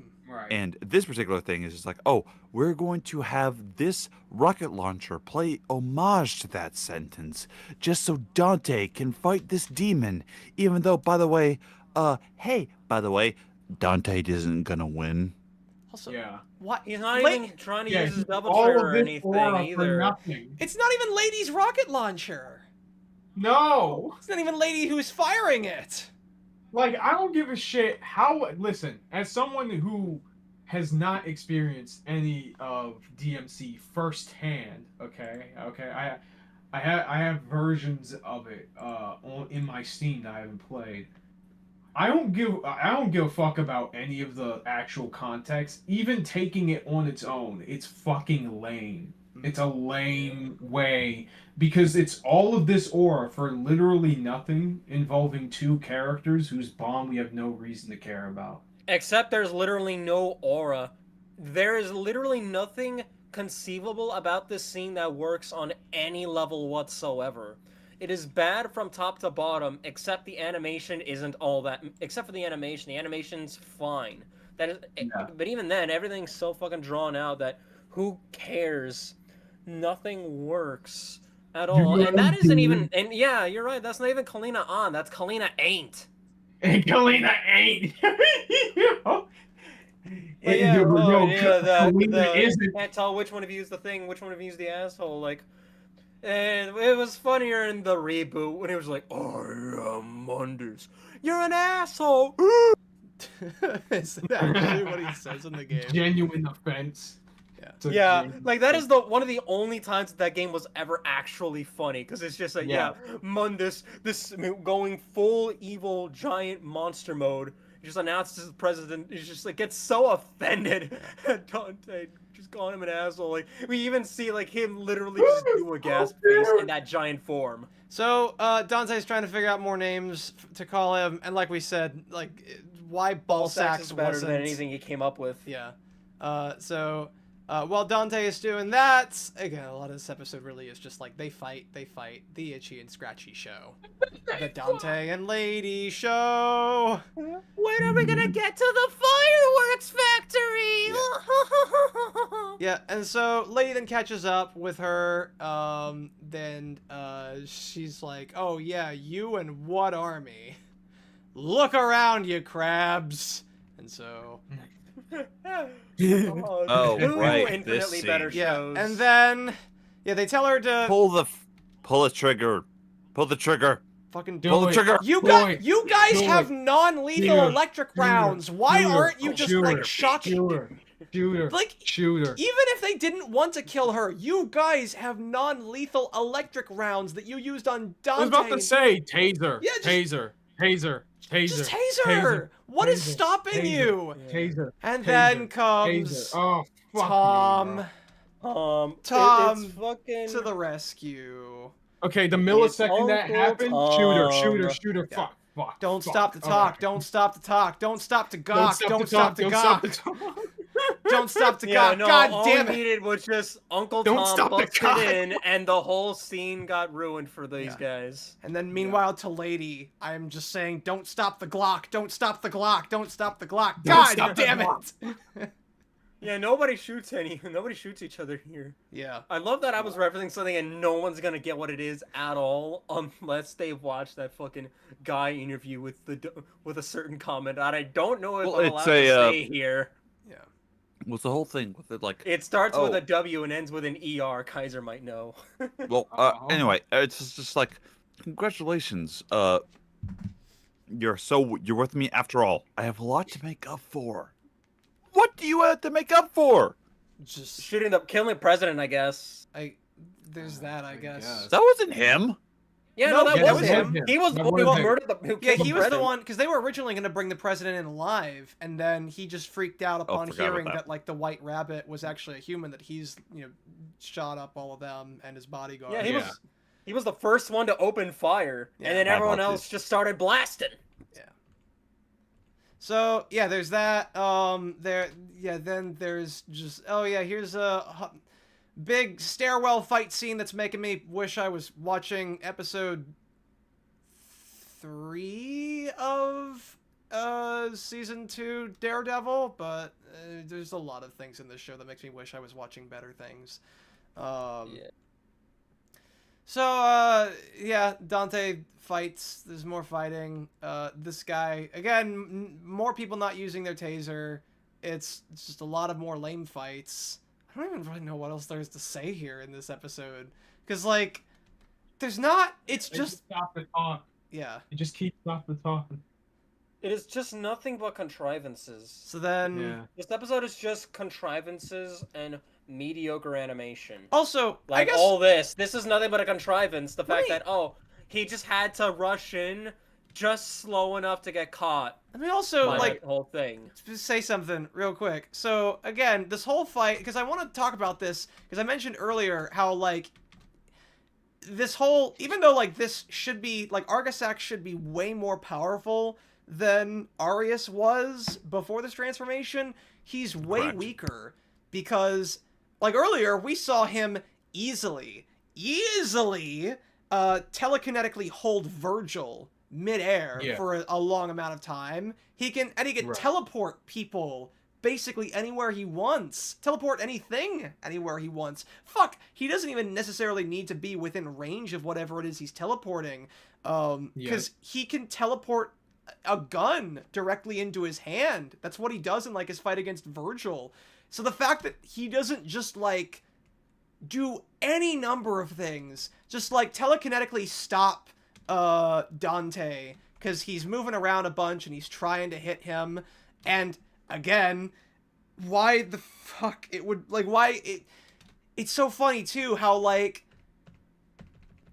I know that he's in his demon form, and, like, it would feel stupid, or it would seem silly if he just had, like, a gun with him, even though he's in this god form, but I want you to imagine if at this moment, when he got Dante, if instead of, like, waiting to suck out the rest of his energy, he just pulled out a gun and shot him with, like, the super demon killer. Anime's over. Yeah. Or I mean, he could have just gotten, like, telepathically, because he could control them telepathically. He control all of those clones of the redheaded chick to just shoot Dante with the bullet. Or better yet, just teleport a loaded gun with it into his hand and then just shoot him. Even this moment right here. Hey, Dante, can't you just, like, work to grab Rebellion and start cutting? No! Or just pull out your gun and start shooting? No, that's not require possible. him to be smart, and the anime literally, the cartoon literally only ever works when everyone's stupid. I need to remember that this to not call this anime. Don't use the no word. So, but yeah, Virgil rescues him. It's not their word. I can't allow you to kill my brother, and this is where. Excuse you, by the way. So Virgil joins the fight. You didn't give a fuck, by the way, 2 episodes ago. Yeah. So, yeah, then, more of Tom and Lady, and then we cut back to this. So, you have seen the truth, and you still take up arms against us. You thought I would How do you know that? You thought that I would simply trade one scheming overlord for another. You both mistake me for a pawn to be controlled. Okay. All of Mundus's debts will be accounted for. Yours are easier to settle. This it's also finally starting to sound like Virgil. Yeah. So, yeah, it's more fighting. Lady... Why is she here? Yeah, Lady finally gets to the top of the building, and they meet up with Harpy Lady 4. With the Sparta sword. Yeah. She's got the Sparta sword. Congratulations. Yeah, why the fuck is that brat still here? Couldn't save your father figure, just like you couldn't save your mother from your real father. Wow. Please shut the fuck up. I do. You're too broken to deserve a happy ending, just like me. Shut the fuck up. It's like, okay, they're trying to do something now at the tail end for this clone character. Oh yeah, okay. It's such a limp-wristed attempt because there's basically been nothing to her beforehand, and again, they're trying to tie it into Lady's whole self-loathing thing she's got going on all season. But it would have worked better if, again, there was literally anything to the character saying this prior to now. All you need to say is this: Addie, you're not cooking. Please stop. Get out of the kitchen. Get out of the fucking kitchen. You're burning it down, man. So when the customer tastes this, they're gonna throw up.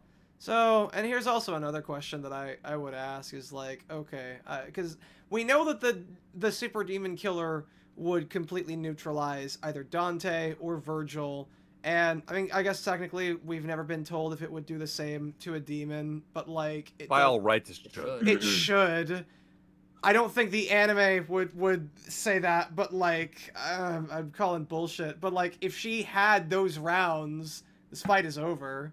Cause like, I mean, she did. It was enough to like graze her and her. I mean, oh no, she had the regular ones, which also why aren't they enough to kill her right then and there? Because it's just why is it only enough to just make her go? My hands! Yeah, how the hell she's still able to lift that thing after they explode? I guess is just her healing factor. I guess the healing factor shouldn't be enough though. At the very least, it should like completely decimate the hand. and make it so I don't know, she'd have to cut off the limb in order to survive. But again, if she had Super Demon Killer, which again, you were the former commander of Darkcom.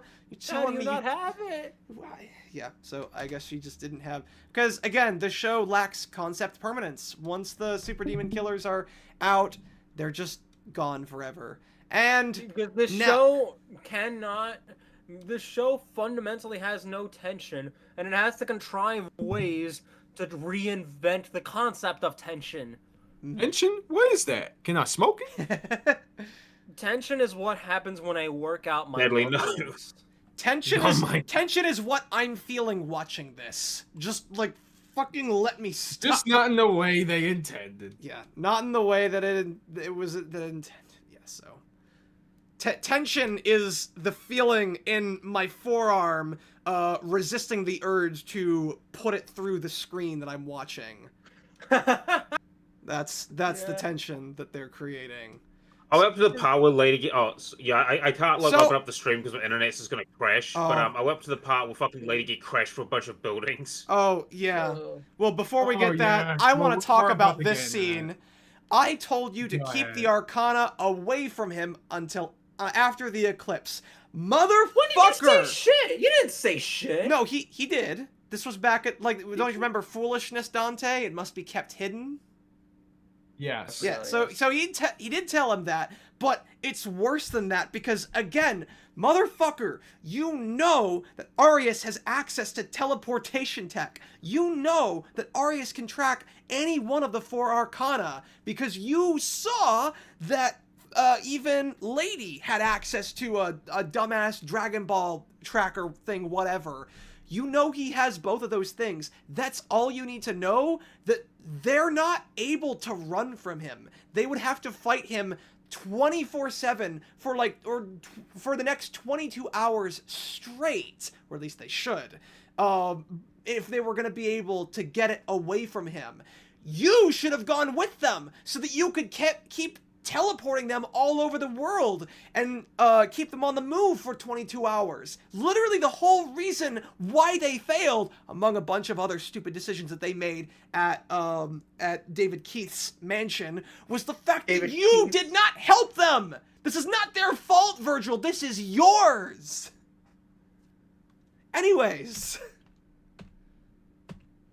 So then it's like, oh yeah, we have an enemy in common, and they're gonna figure out how to... Dante's finally gonna figure out how to do his devil trigger. We have to fight. Which is so, again, it's so dumb. He was able to do it on command in season 1, effectively. No, Yeah. but he was angry because he was trying to rescue the people, and that made him really mad.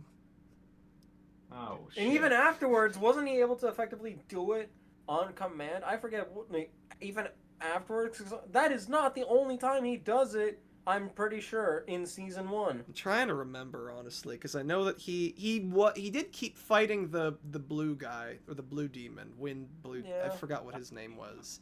Yeah, Rudra. But yeah, like, even after that fight, and, it's just I so can't use my classic. devil trigger the way that you do. I don't know how to control it. You think this is my devil trigger? This is merely a half measure. Yeah, like... Fuck you. This is Fuck Super Saiyan 1. Yeah. And this is to go even further beyond. This is an actually... Devil trigger 2. This is an actually distinct design that separates me apart from your devil trigger. My real devil trigger is way more generic and copy-pasted. And it somehow I looks just want to even mention, worse. I can't believe they made like the demon forms look fucking lame in this show. They're just so fucking Yeah, they're cringe. so It's not even I just... mean, to be fair, no matter how good the designs, no matter if they made any good designs, the CGI is just way too shit. It is. Yeah. Yep. It looks like a fucking GameCube cel-shaded fucking... You can choose when to whatever. change. I can't. Thank you, I know. It's like a thought that's always there in the back of my mind until suddenly I'm living inside it. It is only in suffering that our full senses are engaged, that we become our truest selves, and then he transforms into I am you, but blue. Or shit. Die. And with this, unfortunately, I do have to call my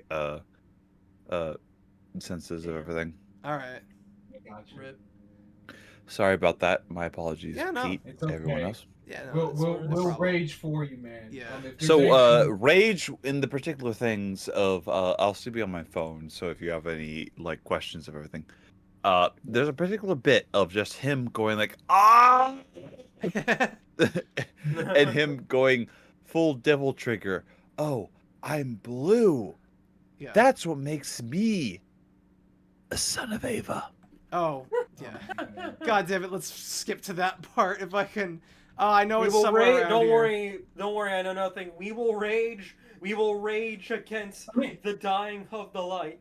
I mean, Oh my yeah, God. but like, I guess this is the last thing to mention before that, where it's just like, dog, you knew that you had this form, and you could have used this form to prevent all of this from happening from the fucking get-go. Pretty and much, yet, yeah. For some dumbass reason, you choose not to use it. You could have used if I it. remember back when correctly, like Devil Trigger, like it's like 10 times like their base form or something like that. There's no like particular modifier for it. It's a narrative modifier.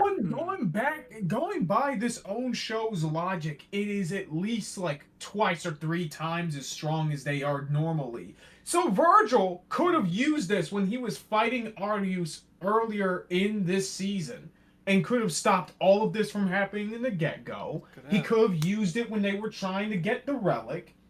He could have used it when he was fighting Arceus alone, and he probably would have fucking won. And he could have used it on the freaking guy who imprisoned him in that dimension. And he could have used it earlier in this fight. But no! You just had to blow it up. Entirely. But you'll get to it, and I'm no doubt you'll talk at length about it. There's a particular scene where both Dante and Virgil are fighting over the Sword of Sparta, and ultimately, both of them want to fight Mundus. Both of them want to stop what's happening. Yeah. However, the brothers decide, you know what? Let's fight each other, weaken ourselves, and then have one of us fight Mundus. It's Instead so of- dumb. I hate the finale. So And I hate that it's somehow still better than season 1's finale, even Correct. considering that and the fact that Mundus does nothing throughout that entire exchange. Entirely. God. About It shows that, how bad season 1 finale was. the entire bit of it, I will let you talk about it, but just a single question. Hey, Virgil, why don't you let Dante help you fight Mundus? Because. Well, you see, I own nothing. That's gay, and we don't do that. Oh, because shit. it would be faithful to the games. Remember, you know what happened in DMC3 when they were fighting Arkham, who had absorbed Jackpot. part of Sparta's power? They put aside their differences to kick that motherfucker out, and then fought each other. Yeah, because that was smart. That's a smart decision made by characters with believable motivations. Not this cuckery. Writers. Yeah, they're made by And- characters with brains. Yeah. You're not allowed to have brains if you want to be in Netflix Devil May Cry, written by Adi Shankar and Alex Larson. Yeah, what's up? Anyway. I know. What were you gonna say? I was going to say, and Jackpot. And everything else, you've got it. But of the particular tweets that Adi Shankar has, I made a joke overall. You Go can ahead. continue with it. Of just, there's a particular person Adi Shankar talks about, totally not Adi Shankar himself, that, oh, I am a generational talent. And my joke entirely, please, utilize it later. So, if you want to suck your own dick, you have to remove your own ribs. Adi Shankar has removed 2 of his own ribs just so he can suck on it. To be fair, he might be as flexible as Marilyn Manson. Pretty sure he didn't. That remove no his no ribs no for no it. no no no no no. Pete Kaiser, Yeah. Feel free to explain later.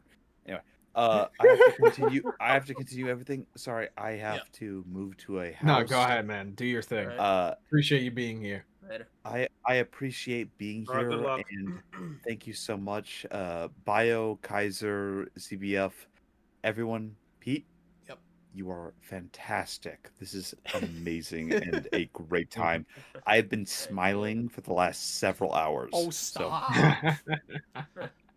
No, I am not going to stop. This has been fun. Enjoy, and remember, everybody, Mundus saves humanity. Oh my god.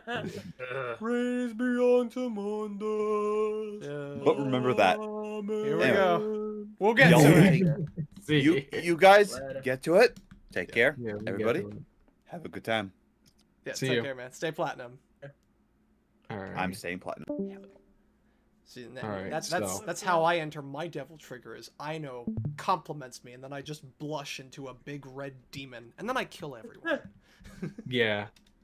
All right, let me. Except to me, I already left the premises by then. Oh, you goddamn back? hurt that. Fuck's Okay. sake. Now. Yeah. Yeah. Okay. All right. Technology. So, yeah, so more fighting. Virgil showing off. I definitely wanted. I'm glad that I got IKnow's opinion on that, because I wanted like a fan's perspective on just that transformation in comparison to like how it is in the games. I don't know how different or how similar it is, but yeah, Shit. I just looking at. don't care about. I'm just looking at Narissa Ravencroft art just to have an infinitely better demon looking demon to look at. So then we Yeah. come back to Cooler demon to look at. Lady and the Yeah. rejected harpy lady fighting more, and again more instances where like the demon killer bullets are hitting the demon but nothing is happening, because I guess there are some parts that are just immune to them, like she's I shielded, guess. like she's getting hit right, no, wrong one, I mean- right Me and the wings. here in the wings, and why like that's not a valid place to like explode. I don't but those are armored wings, Pete. fuck that. It's the echidna problem all over again from season 1. It's, yeah. I mean, granted, I think that there were more than just Echidna, but like Echidna was just the biggest example. Yeah. Yeah. Yeah. That's So- why I called it and the then moment. Yeah, the- bam, right Then there. she gets thrown around. Yeah. What the fuck? Why the hell? Like she wasn't. Why just, did you catch her, you dumb bitch? that? Why did you Yeah, catch no, her? no, don't you want her dead? Let her fall. She would have died. She's Let a her human. die. Bro, I'm literally being here like Kylo Ren at the end of the Last Jedi. No, let go. You're still holding on. Let go. Yeah. But like, and overall, this fight in general just makes no sense to me, because Lady doesn't have like her armor. I don't understand how she's keeping up with a demon who is capable of like reacting to bullet fire. Someone who should be physically faster, stronger, and just have better reaction time than her. And she's just going toe-to-toe with her. Before, I could maybe, again, that problem was still in season 1, but I could get away with it being like, oh, it's her armor that's like improving her physical abilities, and that's what's happening. But I don't fucking... Yeah, it's like some light power armor shit, basically. Like he gives us some some slight enhancements, right? I just want to mention the amount of force it requires to break like a human knee or something like that is like maybe like 5 pounds or something like that if you like off force or something like ridiculous like that. Yeah. And this chick is being smashed through fucking buildings. And here's the thing, Lady's not even a big woman as well. Like she's being smashed through fucking buildings and all that shit. Yeah, I think there's Like, more. I could believe. we- Gina Oh my god, it's... Carano Oh, she surviving scrapes her through the fucking building this. side! Yeah, dog. Look Yeah, at dog. that! She survives all of this. Let me- All of Like, it. sure, when people make the like, sure, there is an amount of suspension of disbelief I can have for, say, a character falling a distance that should realistically injure them and nothing really happens. If it's like a normal human, This goes far beyond that for a show where Made of Iron has never really been a factor until now for anyone other than the demons. If Batman went through something like this, I will believe it 10 billion times over than this. Oh my fucking god, bro! What? Like at least you can rationalize that motherfucker's got body armor. But Batman's got like body armor. Batman is physically like fit. I mean, if you see like Batman in the comics and some of the cartoons, I mean, the dude is like ripped. He also also learned everything from Tibetan monks, so I mean, he gets to break the laws of physics. Lady doesn't even have that. She's been smacked through fucking buildings. Has she ever been to Tibet? No. Doubt it. She would probably not even want it freed. Damn. So, yeah, and then, Dante is finally remembering, oh yeah, all the people who either died or nearly died, and uses that for him to embrace his devil trigger. Oh, well, first he gets his little flashback with his mother. I'm sure I know I had a lot to say about this. I messed it all up, Mom. Virgil was alive, and I never looked for him. Again, you thought he was dead. I couldn't kill this guy. You couldn't go to hell. I don't know how. Like, have you ever even, like, found a way to get to hell in the first... I don't know why you would blame... It feels like they're trying to do the thing of, like, alright, he's learning to get past his guilt because of the fact that, realistically, there was nothing he could have done. Yeah, you were just a child. I just don't care that much. Yeah, they haven't really followed through well enough for it to matter that much. Yeah. I could say the moment is fine here, outside of the fact that everything leading up to it is so ass. Yeah, it's like you understand. You understand, but you don't give a shit because the show gave you no reason to. Yeah, like technically speaking, this is the best scene of the entire episode by a country mile. Oh, easily. It's not saying very much. But it's like, okay, sure. I'd probably care more if any of the surrounding context was good whatsoever. Right. So, he's like... I only feel so many feels. So he says... I'd probably count like 3. Virgil says, I have to let the pain out, but I can't. There's too much. And she says, oh, Dante, you think this hurt is what keeps you cut off from everyone, when it's just the opposite. It's exactly what connects you to them the most. What you feel is wholly, human. Ankingly human. Your pain isn't a monster you can fight or run from. You can only accept it as a part of you. So, this means that Dante is no longer going to be a jokester, right? Because we've been told that the whole reason why he does that is as a coping mechanism for all the guilt he feels. So he's not going to be a jokester anymore, right? Like, I don't want him to do that, but like that is essentially where this iteration of Dante is like going. It would logically lead. If the whole point of this, like if the whole point that they've been making is that like his whole point of like joking and not taking things seriously is part of his coping mechanism to block out all the pain that he feels over the regret that he has here. But like that doesn't not to cut you off, so in the games the impression you get is that yes, for the most part that is a coping mechanism, but here's the thing. It's not like Dante can't be serious or anything like that. Because there are times when Dante is serious, but most of the time he's sort of like having fun or trying to bring levity because that's how he deals with this shit. Or how he tries to keep people calm because it's fucking demons from hell. Like, listen, if I had to fight, listen, I'd piss my pants of a fucking demon from like DMC. I'm like, oh fuck, I ain't fighting that. Fuck no. But it's also like, he kind of just... It's part of the fun for him, you know? It just adds to, the fact that he doesn't really have to take much of anything seriously. It's all just, for the most part, fun and games to him. So it gives him even more reason to joke around. Because he's a funny guy, and this stuff is basically just a trivial job to him where weird shit happens. Of course he's going to make fun of it. Yeah. It amuses him. No. He likes to amuse himself. That's the impression that I get from what little bit I've seen of the games, and that's what I thought the whole point of like his joking. I mean, there's nuance to it, you know. Like on some level, there is something there to be said that, like, you know, part of it is a cope that Dante is doing in order to, like, you know, be able to withstand all the crazy shit that happens around him. But according to episode 5, that's apparently all of the reason. That's all of it. Yeah, no nuance, no nothing, just reducing the character down while acting like you're doing so much more.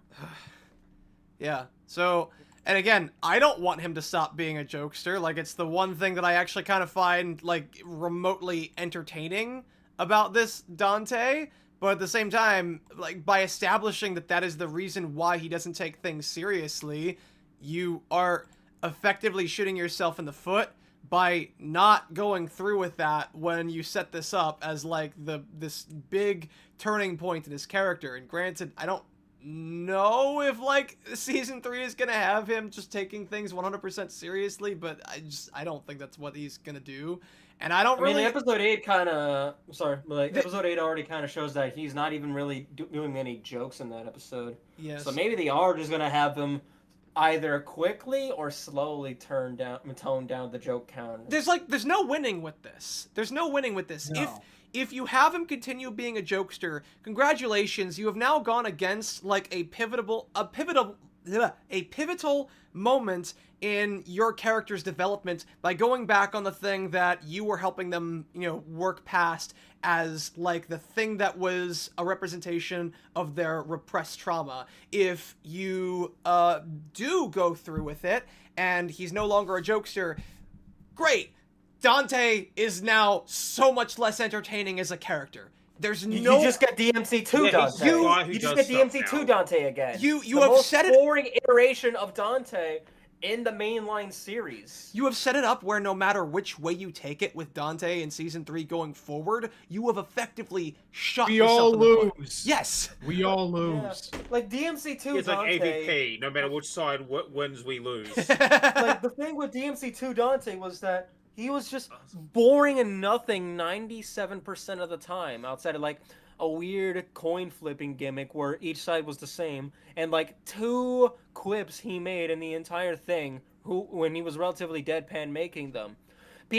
Like, it was so boring that the main reason people tried to sort of like headcanon it into being like, oh, he was just super depressed after killing Virgil after DMC1 is the fact that not only was this placed after 1, but I'm pretty sure initially, once 4 came out, it was going to be that 4 took place before this. I forget how the time that goes, but I think the order is 3, 1, 2, 4, 5. So it's like, you could make a connection based on how 3 was, and then lead that to 1, and now lead that here. It's like, oh, he's kind of just depressed. He had to kill his brother, and now he beat Mundus, so he's kind of just going through the motions. Mama. Yeah. Also, Twilight Guardian was certainly not the original intent. Twilight Guardian just popping in. Has no intentions whatsoever. Twilight Guardian popping in for just 10 seconds to say hi. Hi, Twi. You got here just in time to see Satan 2 Electric Boogaloo with high heels. You missed the Star Wars Last Jedi discussion. I don't think she would have been upset to have missed that. I think she actually would have preferred to have missed that. Exactly. Also, fucking Satan 2 Electric Boogaloo has high heels, I guess. I don't. For some reason, it's like it's just like in the movies. The Devil Wears Prada. I still haven't seen them. I heard they're good. So yeah, then Dante comes in, and we get the sons of. Well, actually, yeah, there's more lame fighting of CGI abominations beyond human comprehension. Oh wait, no, yeah, there it is. We're the sons of there he Ava. is. Ava. We're the Because sons of Ava, bro. because You are not the sons of Evangelion. because That is what the Amazing Digital Circus is for. thank you. That is yet another thing that I wish I was watching right now. Why do you keep doing this, Yeah. Devil May Cry? Why do you That is also a better show with a much better finale, even if the finale is kind of a mess. We might talk about it sometime. Why do you keep reminding me of things that I would rather be watching right now? Yeah, that's 4. Digital Circus and Evangelion. And both Ava- infinitely better shows. And Ava especially, because I've actually not finished Evangelion. I haven't finished my rewatch. So, yeah, and then Music. gets a little bit, thankfully that little jukebox. Glad that bullet actually, like, turned on the jukebox there and didn't just, like, shoot a hole in it, because could you fucking imagine? Especially because it's a super powered bullet thanks to double trigger mode too. God, Yeah, could you imagine? It just explodes the whole thing. Now, Oh, which that he would have been didn't the think funniest before. joke in the entire show. He just shoots the thing, it blows up. Yeah. God. That would actually be Fucking pretty- No Should've- music, no fucking tunes. Should have taken, like, one of those coins that he stole from, like, one of the earlier episodes, and I think in episode 4, maybe, and just does, like, a Hugh Neutron, just, hey, Pops, does this thing work? Beautiful. And then, yet another thing I wish I was watching instead of this! God damn it, DMC! Anyways. Next Periodicast, stuff we'll be watching like rather that than Virgil this. just had an expression of just like, what the fuck? Yeah, when he Wait, did wait, that. wait. Sorry. Go ahead. Bio, say that again. Oh, yes, next Periodicast, stuff we'll be watching rather than this. Yeah, stuff Yeah. that we would rather. Honestly, I mean, because I have done stuff that like I like talking about on Periodicast. I think just the last one that I did before this was Iron Lung, but that's also the only one I can really think of. Like the rest of them, well, actually no, I had a pretty good discussion with IKnowNothing and my friend Ionius about Warhammer. So I've talked about good stuff on this podcast. We before. could do the Amazing Digital Circus finale next time after it drops on YouTube Honestly, later this week. I wouldn't mind. I would like to return to Resident Evil just because, like, I've been doing 3 weeks of DMC. I'd like to return to some gaming streams, at least like 1 or 2. Yeah, listen, after 3 weeks of DMC, I would like a break as well. Yeah, we will have a break Yeah, until next I think year. I think we all deserve that. Yeah. So more Yeah, fighting. if nothing else, I do. Sorry, yeah, if nothing else, I do like that Virgil just had that look of like, what the fuck when Dante did the music thing. Yeah. So more fighting, more Dante and Virgil show. We can actually say nice things about this show sometimes, guys. And again, this isn't a 1 out of 10 where we hate literally everything about it.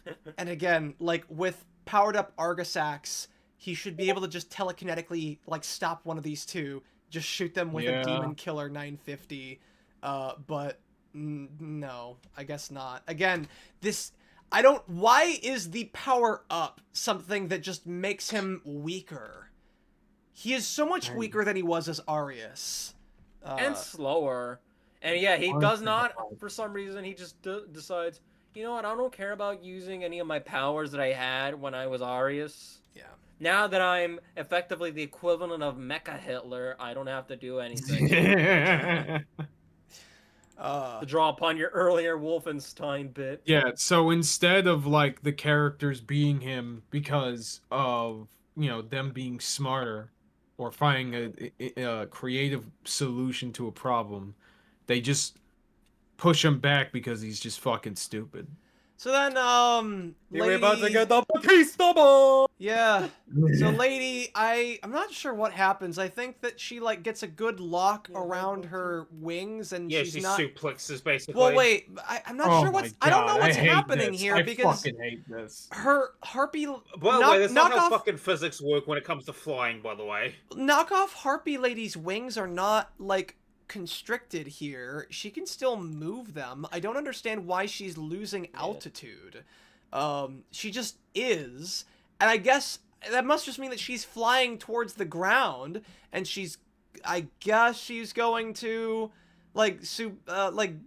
and then Lady just suplexes her, and I guess even It's though so she bad, dog. should have, It's like, so fucking bad. so like you just How rammed is she able to do this? You just rammed yourself into the ground. Like, you could have flown anywhere. You could have, like, don't understand. Where are your daggers? If she blinded her, that'd be something. Where are your daggers? Wait, couldn't you stab her? Like, do you not have claws? Do you not have fangs? We literally saw Dante punch through an entire wall last season or something equivalent to that effect. Yeah. How the fuck could you not just get this bitch off you? Break her legs. Like, you're not gonna tell me that you can't just, like, grab her arm and just snap it like it's a fucking Twix just bar. Push her off and let her fall to her death. Snap her arms like they're a pair of left and right Twix. Yeah, I'd like to mention that, like, a bald eagle or falcon can, like, break a human's arm with their talent strength, by the way. And this is a demon lady. What the hell? Yes. So, oh, wrong one. Let's get yeah, there we go. Thank you. Like, this is what I hate about the show. Like, the power levels are so inconsistent. Like, normally, this demon would rip Lady the fuck apart. Yeah. I don't understand why she doesn't. And so we get a three clip. And only to realize it's not the real one. It's a fake. And I don't know. Oh my god. I don't know. When the hell did they swap? When did this happen? And like, when was this? And you're telling me that there was a second one that just happened to be nearby? Was there only? Didn't do anything? Was there only just another clone who just decided to do nothing else but like do the switcheroo for this very, very specific moment? And again, the real one didn't, like you said, CBF, the other one didn't do anything during that time. Was it literally only one? There weren't any other clones? Like, there were... It's like, but why though? But why though? It's just so you can not let her have her moment? And as bad as the moment was, that way you can just give it to the fucking brat? It's so that we could have Kill yourself! The nothing personnel. Nothing personnel, kid. Oh my, yeah, everything. No, fuck that. Everything. Monologuing, the harpy chick could have like put her claws through Lady's like right through her chest. She could have just done that, and the second would have taken the speak. Vashrose, you're absolutely right. Speaking of clones, what happened to the army of clones? Got fucking me, Vash. I don't know why they killed the rest of them. But they No. They got sold to Palpatine to fight in the Clone Wars. That's where Arius gets his money from. Jesus Christ. So, yeah, see, no happy ending. And yeah, just for the stupid also, oh my god, I want to kill her. I just want to say, wait, hold on. I just want to say, don't stop the talk, don't stop the talk, don't stop the talk. Don't stop the talk, don't stop the talk, don't stop the talk. And because she stopped to talk, she got killed by Flip fucking Johnson before she could kill Lady. Fucking shoulder, and that's what did her in. Oh, well, yeah, like, got shot towards the heart, but it's like, I love that she got shot in the arm, in, like, the hand and other places, and they weren't enough to do anything remotely equivalent. Get shot in the heart, and now she's able to blow up. And even then, that doesn't fully kill her. So... But yeah, like, that suddenly just does a lot more damage. There we go. And so Flip says, that's for my grandpa, you stupid, ugly bitch. And then, Lady has, like, the fucking... Thanks, kid. You shouldn't, swear. Yeah, like she's trying to do the thing of, like, yeah, don't become me, kid. Trying to see yourself in that... They're trying to... In a vacuum, some of the ideas for her work. But, the surrounding context consistently brings it all down. Yeah. Not to mention, there's been so little between them in terms of like development or anything that's another reason why this kind of just rings hollow. It's not that the moment itself is poorly written; it's everything surrounding it is poorly written and or just does not work as like a base for it. Yeah, now CBF, now it's my turn to tell a woman to kill herself. Oh, God. Okay, but when you do it, it's misogynistic. Oh, 100%. I'm gonna put every ounce. I'm gonna fuel it like it's a freaking final attack in an anime. Okay. I will put my whole fucking pussy into this shit. Fuck's sake. So I do it. I'm just telling Adi Shankar and other men to kill themselves. When you do it, you're telling the women during Men's Mental Health Month, CBF. God damn. So then Argasax sees all the soldiers, and he's gonna unintentionally rescue Lady, and also steals the life of knockoff Harpy Lady, and she's, I guess, regretting her decisions because she, I guess, didn't realize that this is what would inevitably happen, which I don't fucking know how you This is like this is me when you guys got me to come back for this show. It's just friggin' Netflix Devil May Cry just as Argus as ball sacks over there, and just me right there. Yep. This is CBF. This is CBF. Confused Pikachu face. So, I forget. Oh, yeah, I guess Argasax doesn't get these three because they are behind every Satan's worst weakness, a wall. They take cover. That's the one thing this guy can't account for. I guess not. Characters taking cover like it's an action game from the 7th generation. Because it's not like he can't just like maneuver himself around their cover. It's not like he can't just or destroy the building. Nope, not allowed. Not allowed. He's already used his standard action for the turn, so it's exactly, yo. He has no bonus actions. He's only level 3. And more CGI abominations, and he's able to suck that up. The one good thing about his power, he's able to stop the CGI abominations for a little bit. Thank God. And again, if he pulled out the fucking demon killer, then this anime would be over. But I guess not. But they cut off the connection. Cartoon. Or rather, Virgil does, which I guess makes me wonder, is only the Yamato able to cut that connection? But again, it's not like Dante ever tries. I don't know why Dante never tries to do that when, like, Virgil has done this twice now. Why his sword wouldn't be able to do what the Yamato can do. But... and it's too late. Argasax is no longer even mildly resembling a fraction of what he looked like in DMC2. He is now fully forklift certified. Yeah. He is fully forklift certified. Oh my god! What the fuck? Ah! Just like the buildings collapse around him. So now that he is too powerful and that their devil triggers have a cooldown time, they can only use it once per day.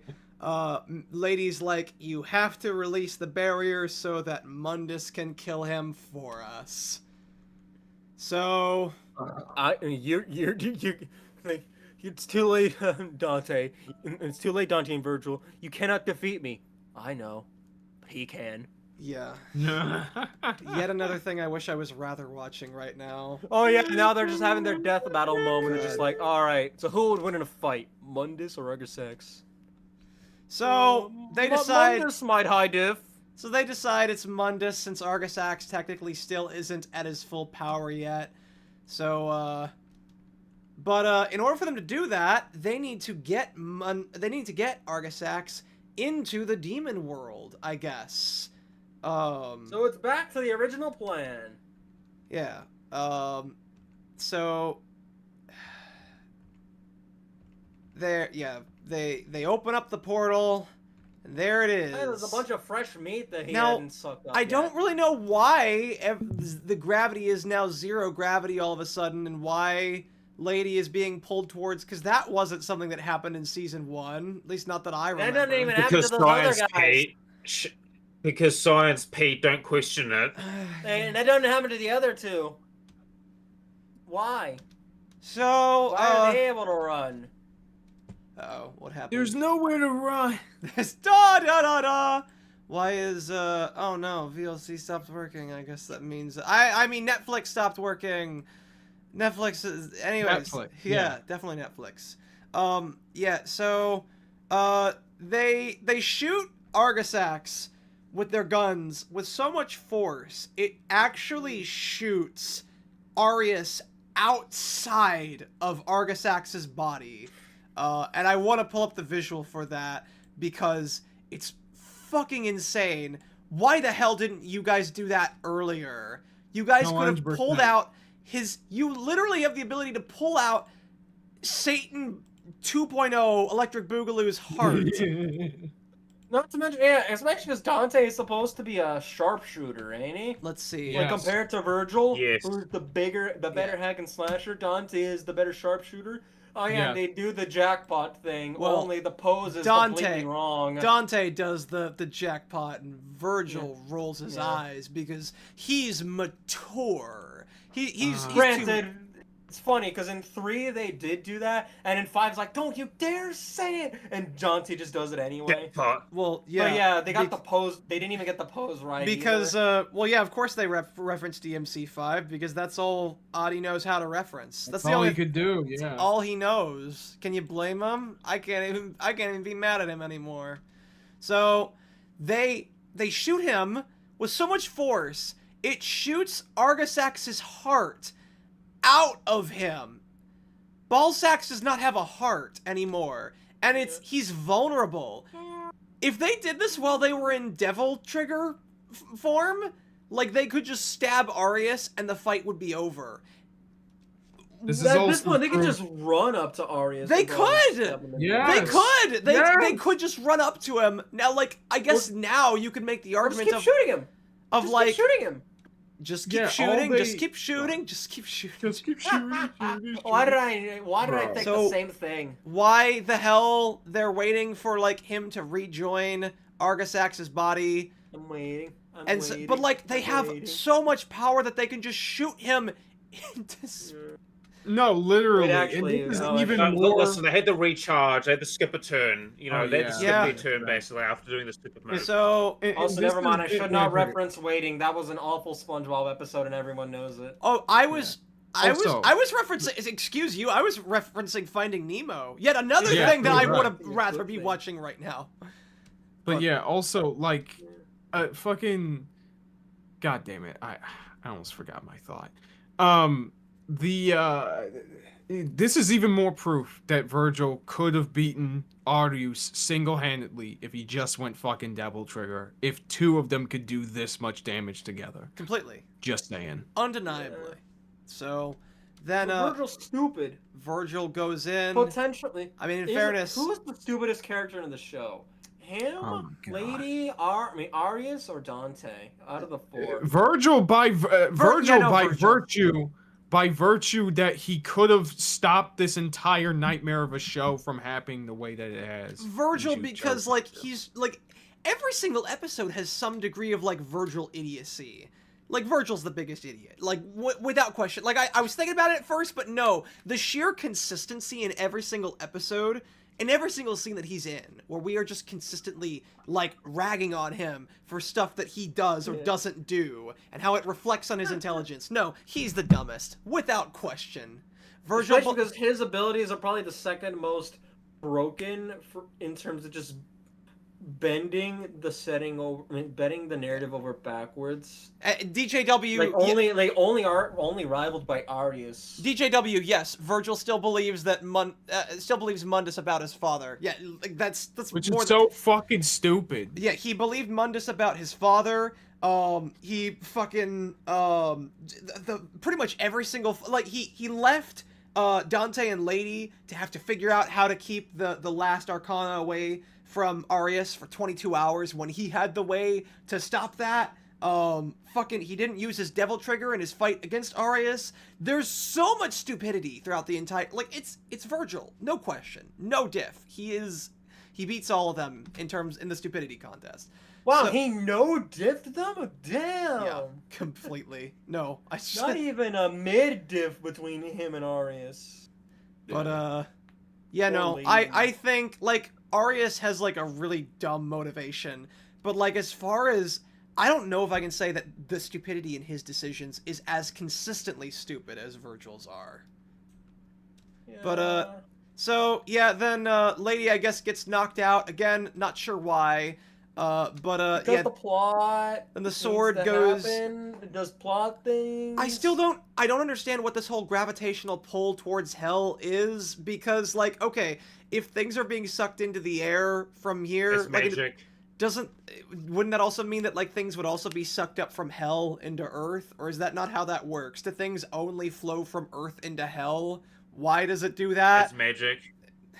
Yeah, it's magic. Don't question it. It's just a wizard did it. You know what? You're absolutely right. Fucking Bio. wizard did I mean, that. that wizard did like it. Tom Bombadil from Lord of the Rings did it. There you go. God, yet another thing I wish I was watching, or sorry, reading right now. And I have it. It's right there on my bookshelf. It's just right out of reach. I could spend the rest of the stream just reading Tolkien's Lord of the Rings, and I Know Nothing. You would have such a great time listening to it, I'm sure, but we can't. Oh yeah, I haven't even seen so- the movies either. Yeah, I I need to probably see the should have, movies. and I should have done that instead. God, I need to we're see adding the that to the movie. watch list. We're watching Yeah, that. I mean, I wouldn't mind doing Lord of the Rings, because funny thing, my stepdad was like an extra in that movie, and I've actually ridden one of the horses they used in the movies for Aragorn. So. All right. Oh my god. You know what? We're now... All right, you know what? No, I'm now making a list. I am now making a list. Also, I know I just saw your DM. Oh, yeah. Oh, yeah. Also, one of my great uncles also works in one of the similar circles as Peter Jackson. So Let's see. Hold on. Nice. Let's see. Let me get my... I'm going to put this right next to my playlist, my recommended video game playlist. okay, like he doesn't know Peter Jackson, but he works within like similar circles who know Peter Jackson. So Watch Okay. with friends. Let's see. Lord of the Rings. And then right above that, My Adventures with Superman. I wouldn't mind doing a Not discussion about Lord of the Rings. optional. Oh my god. And then I will put together a plan to kidnap my friends, because that will also be mandatory, I'm sure. So, there we go. That's the watch list so far. Wait. All right. No. So, At least. Oh man, whenever I do that thing for Superman, the plan is, yeah, Maz is gonna be there. I obviously have to do the 2025 movie. I might have to rewatch that. I gotta do Superman and Lois. I might even also throw in a little bit of Superman Smashes the Klan in terms of like this whole like idea of revisiting rediscovering Superman, both because that's basically what Public Conscious did, and because that's kind of what I've been doing. you definitely need to watch or rewatch Superman versus the Elite. Like that's... Oh yeah, I gotta do that. But that's not gonna be like part of the vid per se. That's kind of No. just be like, oh, I did that, and I did freaking I just, like, I still stand All-Star by... Superman. It's just like, oh, stuff to lead up to like the whole idea of rediscovering Superman. Yeah. I still think that it's the best Superman movie. Superman versus More the than Elite. likely, yeah. I that's like, I mean, maybe some people can like argue with that, but like I think it's the best. Anyways. Fair. So On to something much worse instead of more things we'd rather be watching. yeah, more things. So we get to see Sparta fighting Mundus. That's I'd probably also rather. I imagine I'd probably still rather watch any season of Laws over this. and so we Please. yeah, we now get to see... This is where some of the confusion about Mundus's Vision. motivation comes in. So he spoke of a white rabbit. Now it seems he has vanished. I see. Oh my god. Is that all? And yeah, What, I think did this is immediately after, I guess, Virgil on the Joe Rogan podcast.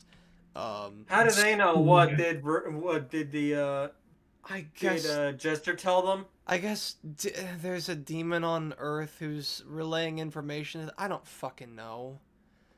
Wasn't that supposed to be Look, Mundus is just using the internet to look this shit up. He's got like demon Wi-Fi. He's got demon Wi-Fi. What is it that you? no. Why is it that you place? It's like in Has-Been Hotel. So why is it that you place unceasing trust in the vile offspring of our realm's traitor? Consider wisely, Beowulf, whether you would wish to raise questions about which of my soldiers I can trust. And I mean, like, the show raises an interesting question of, like, why is it that Mundus... So, like, does this mean that what Mundus said to Virgil wasn't a lie? That he actually believes that, like, Sparta was a valued ally of his, and doesn't see him as a filthy traitor who, like, locked off their chance at conquering the other known world? I guess so. That seems to be what's happening here, and so there's more, Jester. But wait, there's more. Jester, of course. This whole scene here makes me wonder, why the fuck is Jester a part of this court when, like, nobody seems to like him, nobody seems to find him entertaining. Like, Or care about his opinion. is Mundus I certainly don't. Is Mundus legit the only person who actually cares that Jester is here? Because no one else seems to. I have no fucking idea why he would be here. So, Yeah. but everyone applauds his performance. It seemed pretty fucking mid to me. Even he smiled and just like, I just imagine like he's just like, I'm quite fond of this little Jester man. I guess I so. think he's funny and entertaining. So That's then, the one guy he kind of likes out of the entire regime, For some apart reason. from maybe Virgil. so then they look out the window and they see, oh look, the barrier's gone. Funny that. Kinda. Sorta. Yeah, so then we cut to the opening, but we're just gonna skip that shit. And yeah, I guess gravity only works one way. Things fall from Earth. Just to as Sir hell, Isaac Newton but- intended. I guess so. So, So Mackay really is down under. It's just like Australia. Oh my God. yeah. So, I mean, the wildlife is just as dangerous, so yeah. Ha. we were just supposed to knock him through, and honestly, I'm kind of with Virgil on this one. I mean, how do you know that, like, Mundus would have even shown up? Hell is a big place. How would you know if Mundus, like, when or if Mundus was gonna show up? Like, I don't think you would even necessarily know. And, like, granted, I guess Dante would just... I guess in Dante's... in Dante's defense to that argument is that it probably would... Like, if the whole point was just to close it, like, push him through and then close it so that way the doorway isn't open, then I guess I can see that as well. That I'm kind of, like, thinking about this. But, yeah. So, here we are. Here's where... But, actually, hold on. Did Dante intentionally jump into hell with Virgil, or did he only jump in after Virgil because he saw Virgil was going up in here? I don't know if anyone remembers. He only did that because he saw Virgil go into that too. Why? He wasn't going. But why, I though? guess- Virgil can get back one... Virgil Virgil can get back Oh whatever yeah, he he wants. has Yamato. So yeah, like, yeah. Yeah. Yeah. Unless, I mean, I guess unless Dante wasn't going after Virgil, if he saw the sword, I'd have to pull up the other episode to see, but I don't really want to. I want to get through this. I don't even care. Yeah, so... It'll be a nitpick regardless. It doesn't matter. So here comes Mundus. Our hero. Yep, the hero, I guess. The other CGI abomination. Except for when he's not CG. So, they fight, Yeah. and it's lame, because again, just two giant Yes. CGI abominations are just not very fun to watch. This is no SSSS Dynazenon or especially Gridman Universe. Not God, even no. fucking close. Hell, it's probably not even SSSS That's- Gridman. It's definitely not fucking Gridman. I will fight you on that. Yeah. Jesus Dynazenon and Gridman, were those Studio Trigger, or was that a different... which studio? Trigger, but I'm pretty sure the CGI was Graphanica. Okay. Yeah. Well, yeah, no, you're comparing this. You're comparing, like, a studio that's as bipolar as Studio Mir to Studio Trigger. Yeah, no, of course, fucking, like, Dynazenon and Gridman beat this out. And I haven't even seen Remember, they were Gridman. one of the studios behind Frank's, and Frank's is surprisingly kind of mediocre, even visually. Yeah. The other thing, too, is that, like, CGI looks better when it's a robot rather than demons or anything fleshy. Just like how it often just like how it looks better with rocks than it does with animals, and that's why Hoseki no Kuni, like Land of the Lustrous, looks better than Beastars. So, Mundus decides to do the thing that really Dante and Virgil should have done from the very beginning, and pulls Arius out. And, They reach around from the back. before he can get a chance to return him, yeah, he dies, and Arius' last words were, 48 minutes as a god, or sorry, 48 lifetimes. Oh yeah, for, we don't have the subs on, I guess. Yeah, I guess. Or well, they should be on. Yeah, 28 28 lifetimes to live a moment as a god. And I mean, sure, I guess. Worth it. A fair trade. It's like, all right, I actually do kind of like that. It's just like, yeah, for all that delusion, it's like, all right, I get to live a god, all those lifetimes, and just live a moment as a god. It was still worth it. Yep. Got to live as a god for a bit. So they're cool. running for the Sword of Sparta, and of course Mundus is like, the fuck do you guys think you're doing? Yeah. So Virgil now is gonna get a chance to confront Daddy Mundus on the truth. And you have undone your father's barrier, Earth, ripe for our expansion. Except no one's gonna do jack or shit. Virgil's right. You're not gonna make it there because you're not even gonna try. Yep. We may agree on something, and the half-breed shows his true loyalties. Shall we dispatch Sparta's mistake for you, Majesty? No, let me actually tell y'all what Mandus was about. This is rich. What guy was about, yeah. This is fucking rich. Argisax sought to dismantle us through chaos. To survive, Makai demands unity amongst all its sons.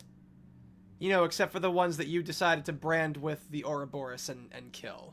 So I mean, those other guys are not Mundus's son, are not Sparta's sons. So who cares? Oh wait, I thought he said Makai's. I thought he was talking about like demon. Makai demands. Okay, oh yeah, yeah, Makai demands unity amongst all its sons. So you're talking about unity amongst all demons. That is rich coming from you, Mundus. Holy the man shit. who enslaves demons and shit. The man who in the first episode killed one of his underlings for asking him something that you agreed with him on. Like, oh, you dare ask me for help? Actually, yeah, I guess I will help you. Yeah. Everything I did was necessary to purge you of your sapien weaknesses. Don't insult me with more lies. So, why make the effort to train you to help you unlock your true power? What was it then if not for vengeance? Preparation. Everything I subjected you to was to ready you to march into Earth at my right side so that we could unite both realms together. And ultimately, I guess it was I who betrayed my own purpose. And so here comes the reveal! Mundus doesn't feel any animosity towards Sparta at all. The stuff he said about Sparta to Virgil apparently wasn't a lie at all, and he apparently has great respect for Sparta even after this, and thinks that he was the one who fucked up, not Sparta. Sorry, Bio. Yeah, basically treated like, I was getting kind of drunk, I was getting kind of mad with power. Sparta was kind of right to kick my ass for that one. Yeah, Bio, what were you gonna say? Yeah, so in canon, like, fucking Mundus loves Sparta. Like, when he fights Dante in DMC1, he's like, oh yeah, those eyes, Dante, you steal me. Those eyes are just like your father's. Like, I can understand a bit of admiration, sure, because the guy is a powerful demon, and demons respect. Yeah, there's that, and then there's... Yeah, there is, there is sort of, like, admiring, like, an enemy that you can respect. It's like, oh, actually, yeah, I don't hate this guy entirely. He's actually, like... powerful and a competent opponent. And then there's like, yeah, this dude fucked up your plans. Yeah, like, you wanted, like, this guy went against your motivations. You wanted to invade Earth. This guy said nah, and he prevented you from doing it for all time until now. What the fuck do you mean you're the one who made the mistake? Does that mean, oh god. So, let me get to the line once I find it. So you're, oh shit, what? I didn't mean to unmute it. Let me, yeah, so in those days, I was a disciple of Argisax, yada yada yada. We already know this shit. A high priest in his court. Let's see, so, it was, I was chosen by fate to reshape Makai towards true potential, but the realm was not easily overcome as the serpent, himself, or as the serpent himself. there was no shortage of Brying rabble who deludedly fought on in Argisax's name. Sparta was among the first to rally to my cause. Your father, he led my armies from one glorious victory to another. He was my truest warrior, my most unwavering ally. And then he betrayed you. Together we built Mackay that lived up to its legend. I'm getting to it. Let's see. But when you... Together we built a Mackay. Yet, when your mind is ceaselessly consumed with the defeat of your adversaries, you begin to perceive enemies in every shadow. And so then he goes around, I guess, killing some of his own some of his own allies, because he believed that Sparta saw that I could not rule Mackay as I must, not so long as my blood stirred only for conquest. That's when he whooped your giant fake marble ass. Let's see. Sure you're whooped, man. So more of a tie. So this is the truth, apparently. Sparta apparently thinks that he made a mistake wanting to conquer the realms. He thought that he was too bloodthirsty, and that Sparta actually, like, he was just drunk on power, and Sparta was the one to say, nah, I'm cutting you off, you're paying your tab, and I'm kicking you out. No. Just let me know when I get to her. I got shit to say about this. Y'all can go first. You know what, Kaiser? Take it away, please. Are y'all sure? Let's do it, man. Go ahead. It's all yours, man. Okay. All right. So let's address this massive cuckery. Okay. So you claim that oh man, you know, he chilled me out because he whooped my ass, right, and separated the realms and made me less bloodthirsty. Meanwhile, we live in literally the pinnacle of Darwinism to the fucking max, right? To the point where a demon serving food can't walk out for 5 seconds without getting threatened to get eaten alive. And then on top of that, oh, I became less bloodthirsty. Meanwhile, I'm going to just manipulate this human who hates humans to try to open the portal so I can conquer the entire fucking planet? I'm sorry. What about any of this makes any goddamn sense, given your backstory, given everything that you've done? What part of what you have done to Virgil wasn't fucking bloodthirsty?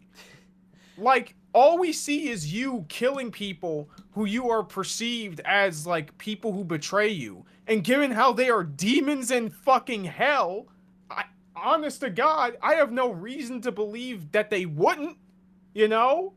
Like, I don't understand what is the point of this fucking change is, other than as an excuse to make it seem like Mundus is a much more complicated character in this version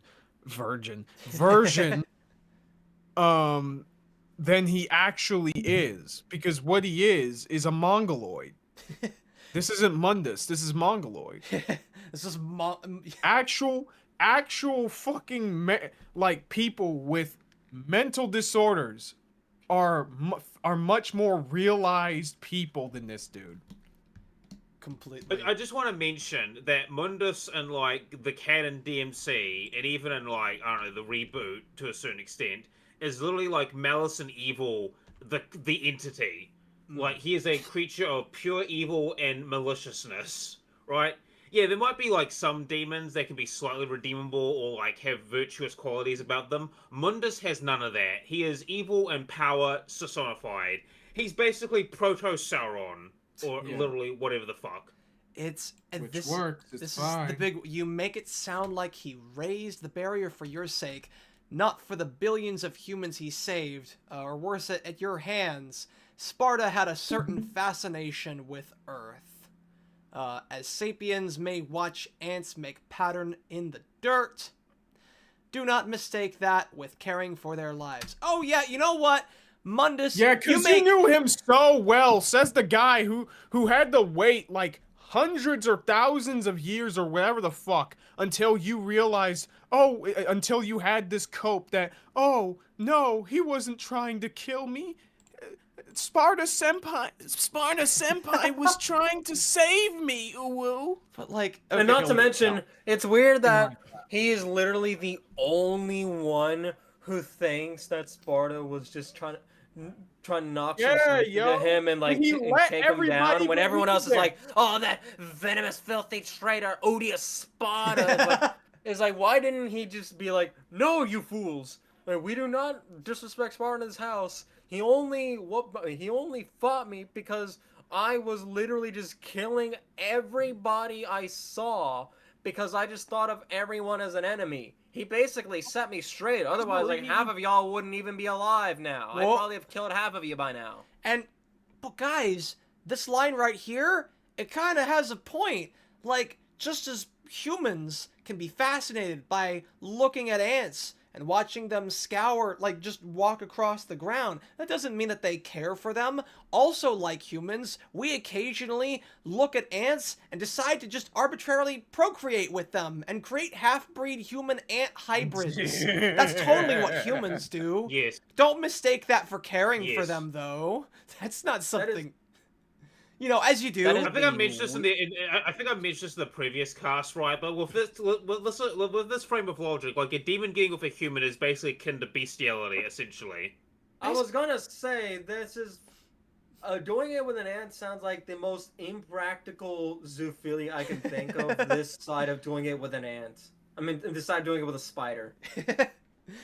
Exactly, which is just why this is so. How exactly Mundus can say this when he's talking to the half-human hybrids that Sparta created? They would not fucking be here if Sparta wasn't like, damn, I want to tap that. To be fair, that can also be different than actually caring for their lives. Especially because he basically tries to insinuate that Sparta was a deadbeat dad. Here's an very, very fucking important question. Why in the absolute fuck should not just Dante, but Virgil believe a single word coming out of his fucking mouth? Or care, even if they do believe it. Yeah, because he literally got told in the previous episode, and he all but admits it here, that Sparta has lied to him his entire goddamn life. So, I think you mean Mundus, but yeah. Let's see. Where? Oh yeah, Mundus. Who gives a shit, man? I'm tired. Fair. Yeah, I'm tired too. I've only been here for like half the cast. I feel like my soul's draining. So, my back still hurts. But, yeah, his argument doesn't make any sense. He makes it sound like... Hold on, there was one other line. There was one other... he was talking about the barrier and how it was put up specifically to, like, prevent him from continuing his reign of conquest. Oh, yeah. I don't know. You make it sound like... Damn it. Where is it? We battled each other across the continents of Makai. And I think that's... God damn it, where is it? Fuck's sake. Sparta exhausted every avenue to sway me. Then, and only then, did my great champion turn his sword. Neither of us able to gain the upper hand. God damn it, I can't, until finally Sparta saw the only solution... So, and then here he is. To contain my ambitions by force. This line right here. So, to contain my ambitions by force. So, if you truly have no animosity towards Sparta for containing your ambitions, does that mean you no longer harbor those ambitions of conquest?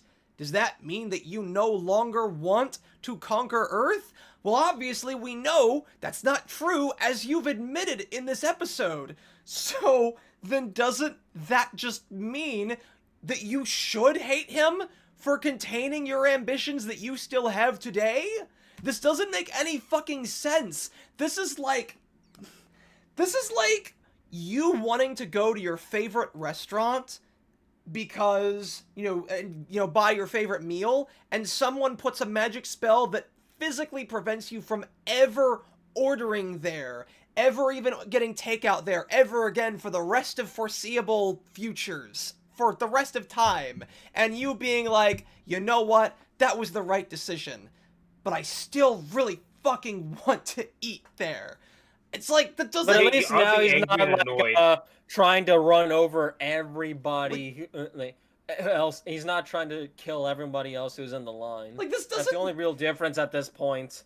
But, like, he still does kill people who are like fucking a guy who just asks him, hey, can you help us? And even when he says yes, he'll still kill them. Like, so it's not even that big a difference. Yeah, it's only, like, sure, there's some difference, but it's not that significant. Like, he's not changed. Everything that he claimed was the reason why Sparta turned against him is still something that he holds now. This is like your fucking...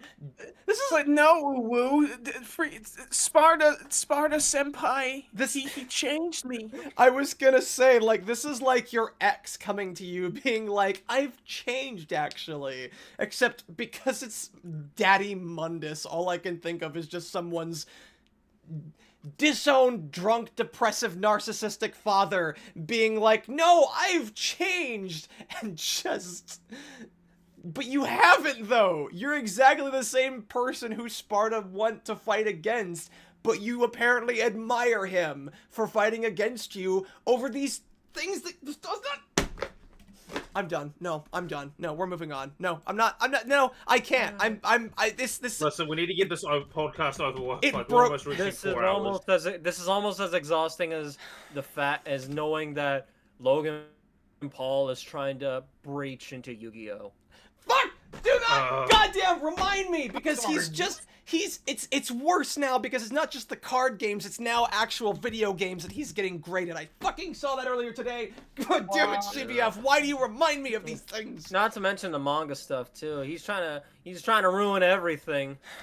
So he probably won't be nearly as successful with Yu-Gi-Oh than with Pokemon, just by the nature of Yu-Gi-Oh. Yeah, not at all, especially since, like, from what I understand, like, the game, at least compared to Pokemon and Magic the Gathering, is kind of plummeting in popularity. I don't know what the current meta is, but I've heard not good things. But also, a lot of the competitive stuff, they don't give a fuck that much, to be honest. So then, Virgil and Dante, well, Virgil's like, yeah, you still killed my mother, and Virgil's like, no, I'm not going to join Mundus. You killed my mom! But, yeah, so they're both trying to grab, the Sword of Sparta, they're gonna close the rift, but, like, Virgil's like, nah, I'm actually gonna, join the fight with the demons, and we are gonna conquer the human world, because... This guy who fucking let, like, several, Darkcom soldiers live after they tried shooting him with a fuck ton of demon killer bullets, in Arias' base, and also gave a shit about rescuing, Flip Johnson. Yeah, that's definitely the same character who wants to conquer the world. I mean, granted, I prefer the one that I prefer the one that hates all humans and wants to conquer the world over, like, the former, but, like, the point still stands, they contradict one another. So then we get more lame fights to the backdrop of, wasn't it fucking Papa Roach? I don't care anymore. Well, no, it's I'm pretty sure it's or is it? I thought it was Virgil's theme, or maybe it's not. Maybe it is Papa Roach. I don't remember. But yeah, they're trying to do the callback thing. It's like, okay, at least the animation here is, like, decent. Until they go CG, this is, like, probably the best fight in the entire show. At least in the season. And they're doing the thing where it almost kind of looks like Sakura petals. Yeah, they're trying to pull the fucking Obito versus Kakashi thing, where it's like, oh my god, we cut in between the actual fighting interspliced with their childhood fighting each other. It's like poetry. It rhymes. Yeah. But contextually, when you got the verbal eloquence of fucking Machine Gun Kelly. The verbal eloquence of Kid Rock. Oh my god. So, yeah, then Virgil finally beats Dante so that we can. Why are we here? Why are we doing this? And I mean, in fairness, Isn't Mundus I like know literally why. It's so we 7 can have meters another behind you? fucking Diabolus Ex Machina ending. All the while, Mundus is just letting this happen. Guys! All he needs is the sword that is unoccupied! Then, here comes that line. And no. again, CBF and especially Bio, I want to know your opinion on this line, because I know that fans of the game, Virgil, shut the fuck up. So Virgil, shut the that fuck up. night, you know what? Okay, I'm gonna mute all of you guys so that way the stream can't have you interrupt me. No, I'm kidding. You can't Virgil, stop you this, don't get to CBF. see- That night, if our positions were switched, would I have your life, and you mine? Would our fates be different? Would I have your life, and you mine? Virgil, you don't get to say shit. It's the fucking Ragnar the Blood Edge like screaming at you. It's like don't like now that face. You don't get to say like don't you dare talk to me like that with that face, that like voice. Don't you dare talk to me like that. There is nothing we need to talk about. Bio, you got anything? Yeah, I just want to mention that this quote was mentioned in DMC5, because basically, like, as far as like Virgil and Dante were concerned, this was their last battle after several decades of fighting each other in demon shenanigans, right? And it's just Virgil kind of reflecting upon his life, I mean, how would his life have been if he had a life like Dante's? Would it actually be more fulfilling and stuff like that? Because obviously, because Virgil's like, look at what his quest for power had gotten him. What has it wrought? He ends up with nothing, essentially. And this is like, yeah. Listen, if this is like what generational talent looks like, media is fucked. Oh, we're gonna talk about 110%, bro. This is the epitome of industry plant type beat. Like, you take something that is meaningful and has artistry behind it. It's so ironic. For once, okay, I'm gonna give him this, okay? Bennett DeSage was right about something. So, for context, right, he made a video talking about Netflix's Cowboy Bebop, okay? And he talks about how the fundamental themes of Bebop, of things having an ending, finality, cherishing the moments in life, these things are antithetical to the Hollywood model currently. And I think we see that here, where it's not about the journey, it's all about getting to the fucking money shot. That's all it is. Yeah. It's all about the destination, and getting there in eight episodes. Pacing or substance be damned. No matter how much we gotta cram to get there. Yeah. So this is more or less where the series ends. Virgil throws Dante back into the sky, and then also Which, if he could just do that with demon energy, why the fuck didn't he do that at any time? Yeah, and then Mundus just screaming like, no! My plans are foiled! When he didn't do jack or fucking shit the entire time all this was happening. He could have just swooped in, grabbed the fucking sword and amulet and shit while those idiots are fighting. It's like, alright, peace out, losers.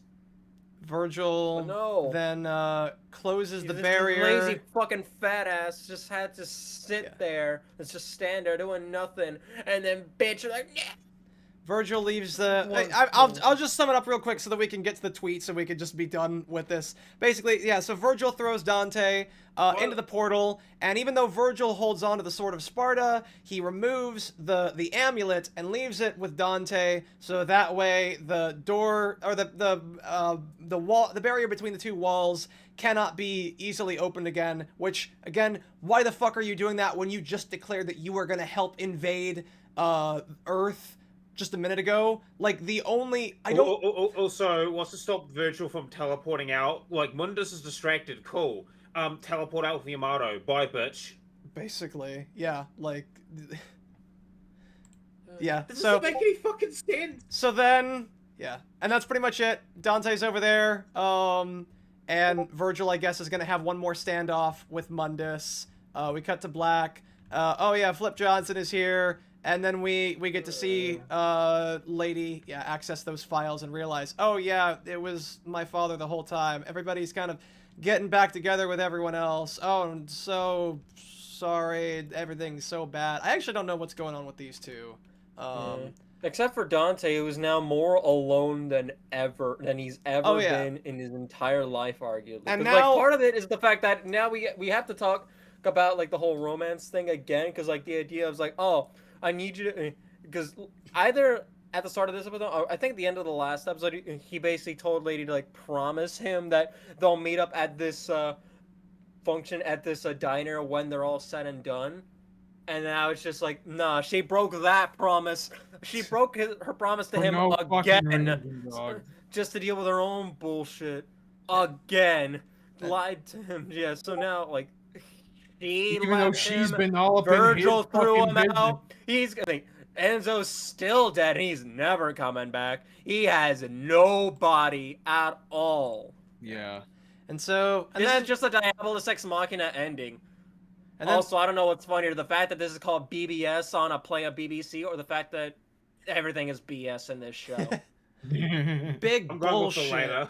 Yeah, but yeah, and then the last thing that we find out is that because of the attack on Washington D.C. and how much stuff why has isn't been Dante happening. being like arrested and all this shit? Because people are like video footage of him doing demon shit. He looks like Virgil. Huh.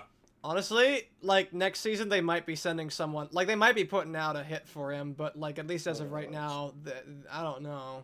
But, yeah, so the last thing that we end on is that... the and president are dead, so...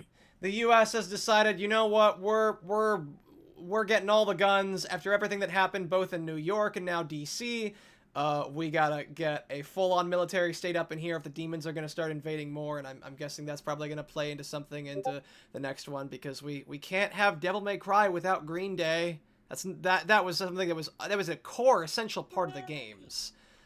Holy. Yeah. So, and Yes. then I think, no, not the spoiler alert. Where is, there it is. Thank you, Galaxiu. In fact, I forgot to plug Galaxiu at the very beginning, so I'll have to remember to do that.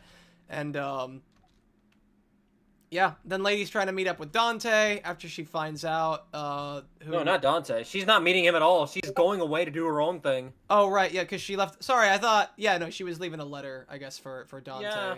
So she's doing her own thing. I guess I don't actually know where Dante is in all this. And, yeah, she's gonna go find... Screwed.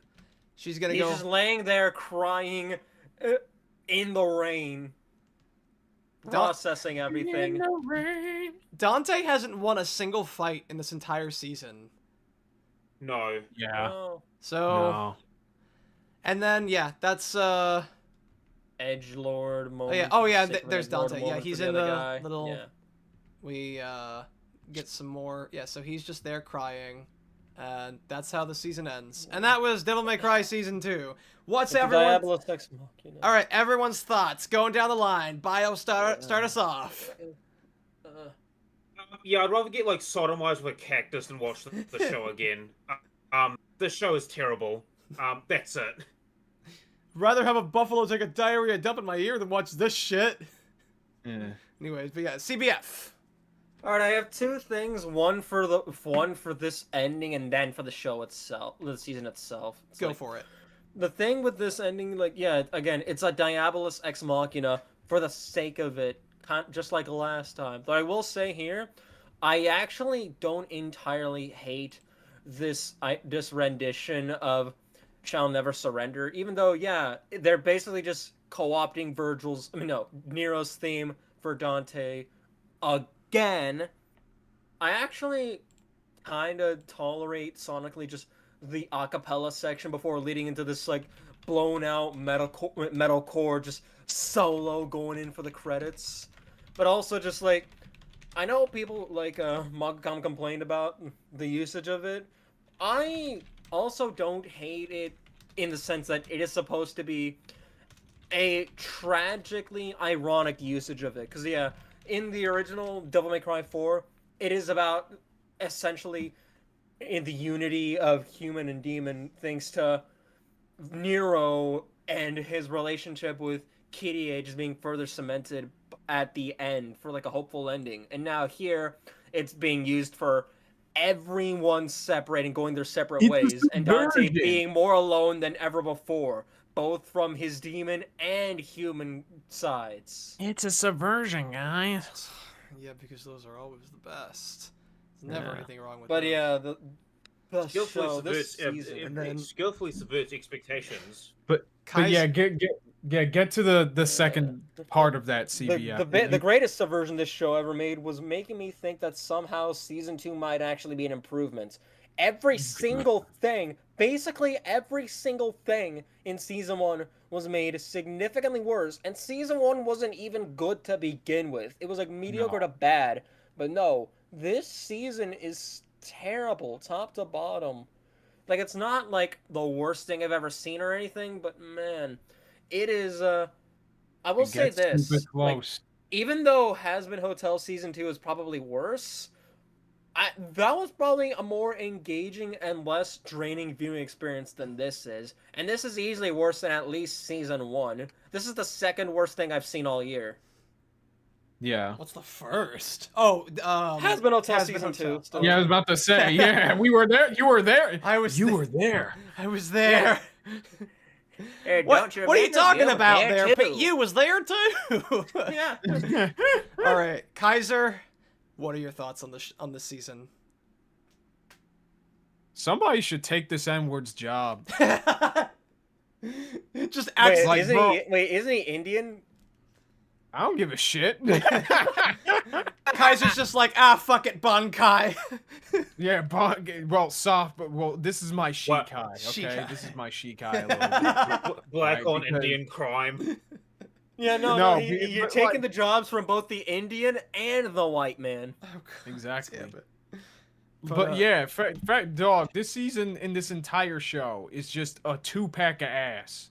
Like, you know it, I know it, everybody knows it.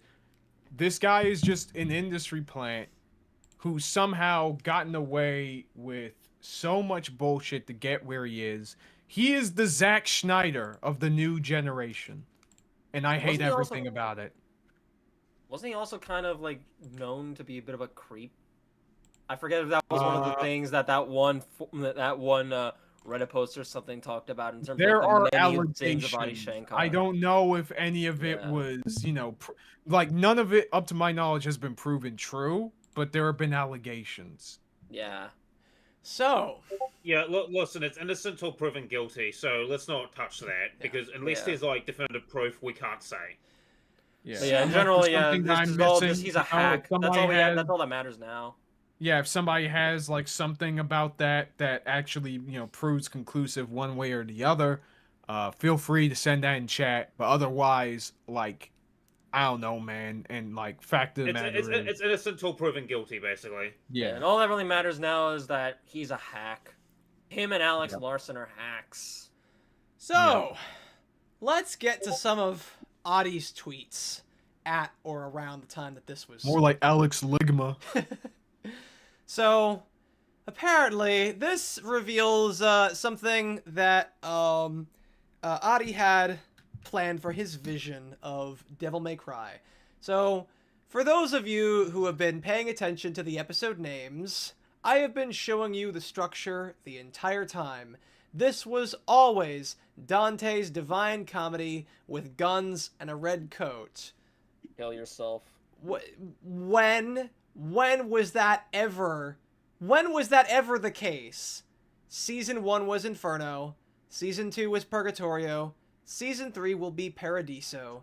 These 3 seasons make up the Force Edge Saga. Since inception, the Force Edge Saga was designed as a movie trilogy disguised as a television series.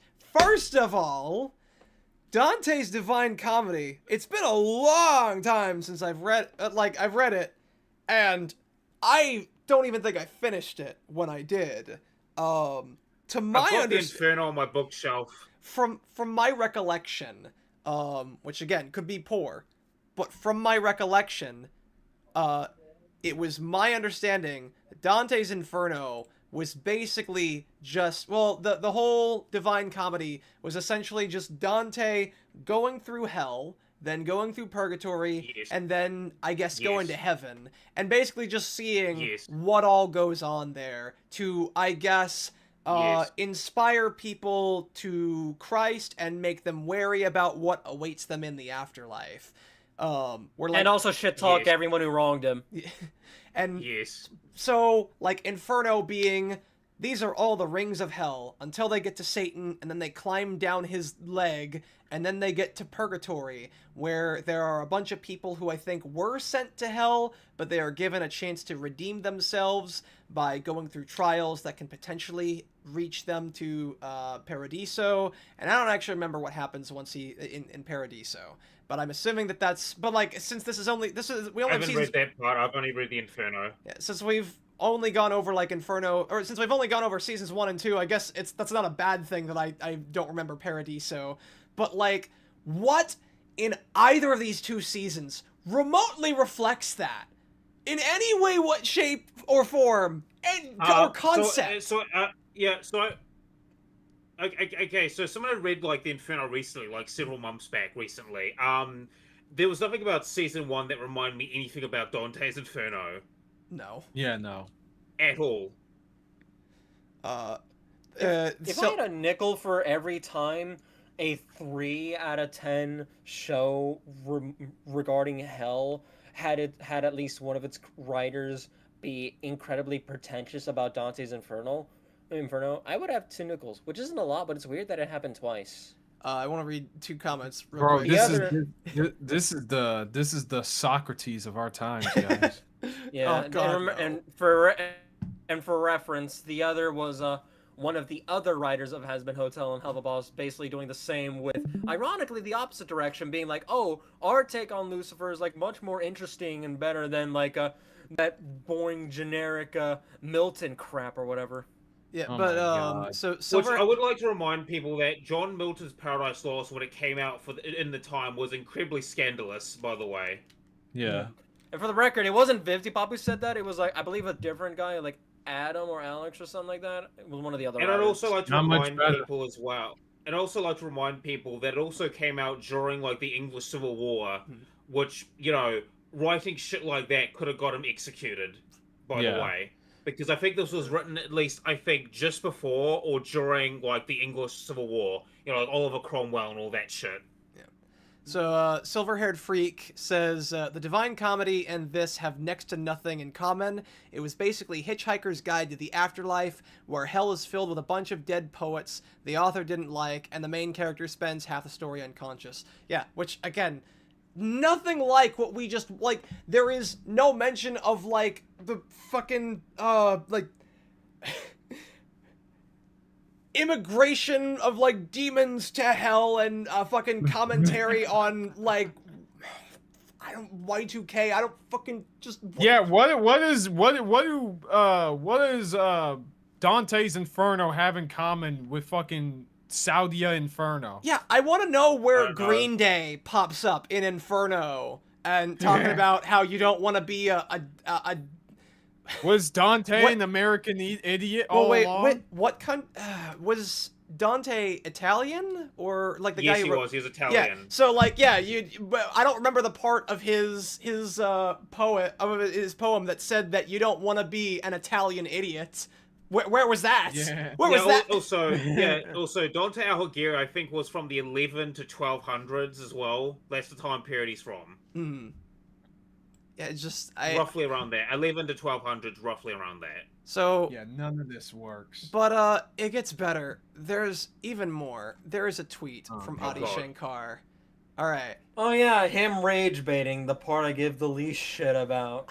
Yep. I want He's to obviously believe... just trolling people. I want to believe that. But I highly doubt he's just doing it to believe his own hype. with how Fairly sure he's pretentious doing it this just to man piss is, people off. with how pretentious this man is, even if the chance is low, the chance is still a non-0%. I'm just I mean, saying. either way, it's still a loss on him because, bro, instead of doing all this incredibly revolutionary shit that you keep spouting off about and jerking yourself off about, you waste time dredging up hate on fucking Twitter instead of actually making shit that people can remember in their lifetimes. So, But, all right, mark my words, bro. The millisecond that you move away, that you stop making shit in Hollywood, and then, like 3 years after, if that, people will fucking forget the shit out of you. They don't want to remember you, buddy. It doesn't matter. You can rage bait people all you want. No one will care. yeah. Like, this is just So- lame. It's not even that the works aren't even good enough in and of themselves, but this kind of behavior is just lame all the same. So It's loser shit, bro. I haven't It's even loser read it behavior. yet. The success. I've already read it and it sucks. The success of yes, but the some people in the chat may not have read it. They must know. They must suffer God. with me. I didn't read much of it. The success of Devil May Cry Season 1 and Season 2, yes, success, that's what that was, has clarified something that when he says success, he just means that he had the foresight to order 3 seasons in advance and not tell anyone. I guess they got financially successful. They made money. People watched it. Honestly, there's no way to tell since it's just on Netflix, and I mean, there's really no way to write. I mean, I guess they're not gonna release those logs. They're not. I mean, gonna if it wasn't release that. canceled, then it probably did. Well, you know how Netflix cancels fucking everything. You could also check. I know that there's a website where you can check, data that's received from like smart TVs for streaming sites that collects data on like stuff like that. That was how, I like. You'd have to like go back to the date when the anime came out to like even see how it compared, because I believe that they don't store that data over time. They just tell you like whatever's hot at that moment. I forget what website does that, but I know that there is one that does it. So anyways, some people feared, and a few trolls still emotionally negotiating with, Adi Shankar is a generational talent. Just, you can feel you can just hear the flaccid fapping of his dick in between his lips as he's saying this. Yeah. I am Just like his acrobatics I'm just thinking that he's able to Marilyn Manson himself. Go ahead, Go Bio. ahead, Allegedly. Rumors. Yeah, I'm just thinking of some of the great writers, like, Elizabeth Bronte, Lord Byron, all these other, like, great writers is watching this being like, oh my fucking god. Maybe we, DJW says maybe we should invite, ignore that. What? I mean, I could ask him, But, yeah, DJ, shut up, alarm. Yeah, DJW. Honestly, I mean, I think if anything, there's a better chance of Manga asking one of us to come on to, like, a stream of his own. But I mean, it would be great if he wanted to come on. It would be so cool, like, if someone as big as Manga Common came on, like, lowly old me to talk about Devil May Cry. I don't think it would ever happen, but, like, if he ever wanted to reach out, even if not for this, I mean, I'd be down. I'd like to pick his brain on stuff. I think the last You thing could do the Amazing Digital Circus with him. He's made videos on the show and he likes it. I wouldn't mind it. Again, like, I don't think it'll happen, but, like, if he ever reaches out, because I've talked to him, I think the last time that I talked with him was just when we were all talking about Anthony's video, the YouTubers. YouTubers are lying you video. Yeah. Right. But I mean, I'd be down to talk with him again. But anyways, so I am a generational talent in the measurable sense. In globally beloved video game franchise, metabolized 20 plus years of iconography, preserve its soul. Oh yeah, you definitely preserved the soul of Devil May Cry. That's definitely what you did. Rearrange its body. Yeah, that sounds a little bit more like what you did. Expand its audience. I do. You know what? That's fair, but, like, you expanded the audience. You've now made me want to, like, play the Devil May Cry games, but yeah, literally out of spite. But you've not you succeeded in that regard, just not the way you think you did. Trigger. Is it mean of me to say that Vivzy Pop is more of a generational talent than Adi Shankar? No. Wait, and even if it is, Wait, hold on. You think that what she made in Has Been Hotel is worse than this, but you think that she's a more generational? What's the? I mean, she draws for one. She's like actually an artist. That's fair. Hell of a Boss is also just better than Has Been Hotel from what I've seen so far. You know what? That's actually an excellent point. You know what? You've convinced me. She is more of a generational talent because she has at least talent at all, whereas Adi Shankar just like he just he's a fucking plant. He's a publisher. She's also written songs, I believe, as well for her stuff. Adi is just a publisher. Say what you want about this, and she at least tried to make her own stories before making Has Been and Helluva, back when she was doing DeviantArt shit. Most of those stories were bad, apparently, from what Critter said in her own video. But at least she tried her hand at shit. Yeah. And people liked it. Trigger its purists, convert its skeptics, yes to the first, no to the second, and still make the algorithm bend the knee sense. Again, we'll never know because it's on Netflix. We will never know what the actual financial returns for these seasons are. My Devil May Cry anime wiped the floor with AAA IP adaptations with millions of dollars in marketing. Not even fucking close. There are at least 4 other video game adaptations, at least 4, that are still better than this. Fucking Bro, get over yourself. Arcane Season 1, the Iron Lung movie, and that wasn't even AAA, and that actually beat out AAA stuff. Fucking Cyberpunk Edgerunners and the Sonic the Hedgehog movie trilogy. There you go. Yeah. There's 4 video. But I set out to make American animation cool. American animation was already cool. Bro. You've just made it worse. You've added to the American animations that have been making it worse. I set out to. It was arguably several years ago with the first couple seasons of Castlevania. I would argue that he didn't even make it worse, nor did he make it better. It's a net fucking 0. Because who in the fuck in modern animation is taking cues from this piece of shit's rendition of Devil May fucking Cry? Nobody in their right mind is ever going to do that. The same year, currently, fucking Vox Machina Season 4 is out and is 10 billion times better. It's like the show never fucking left. Is the writing as good as the previous seasons? Not really, but it's way more believable, way more engaging, and has almost, if not better quality animation and facial expressions than this motherfucker could ever come up with. So this is just a blatant lie. It's too much credit to say that he has any effect at all. In terms of a creator, you were born a bitch and your career will die like the bitch it is. Damn. There's one thing you got wrong there. I should watch it sometime. I'm about to pull a Walter White because there's one thing you got wrong there, Kaiser.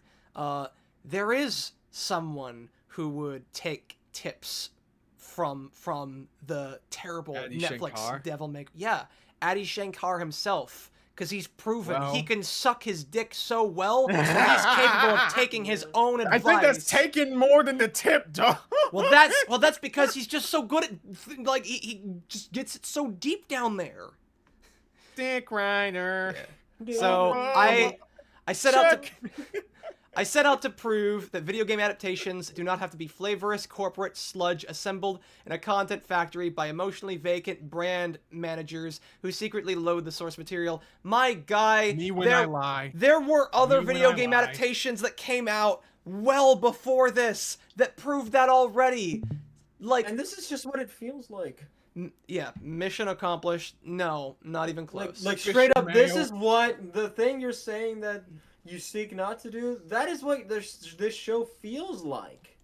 Yeah, you have proven that video game adaptations can be flavorless corporate sludge assembled in a content factory by emotionally vacant brand managers who secretly load the source material. Addy, you're not fucking telling me that you don't load the source material when you have... Yeah, we literally caught you in 4K saying that you hated DMC5 because it stole your fucking thunder. You made an entire season where the main character loses every fight he's in.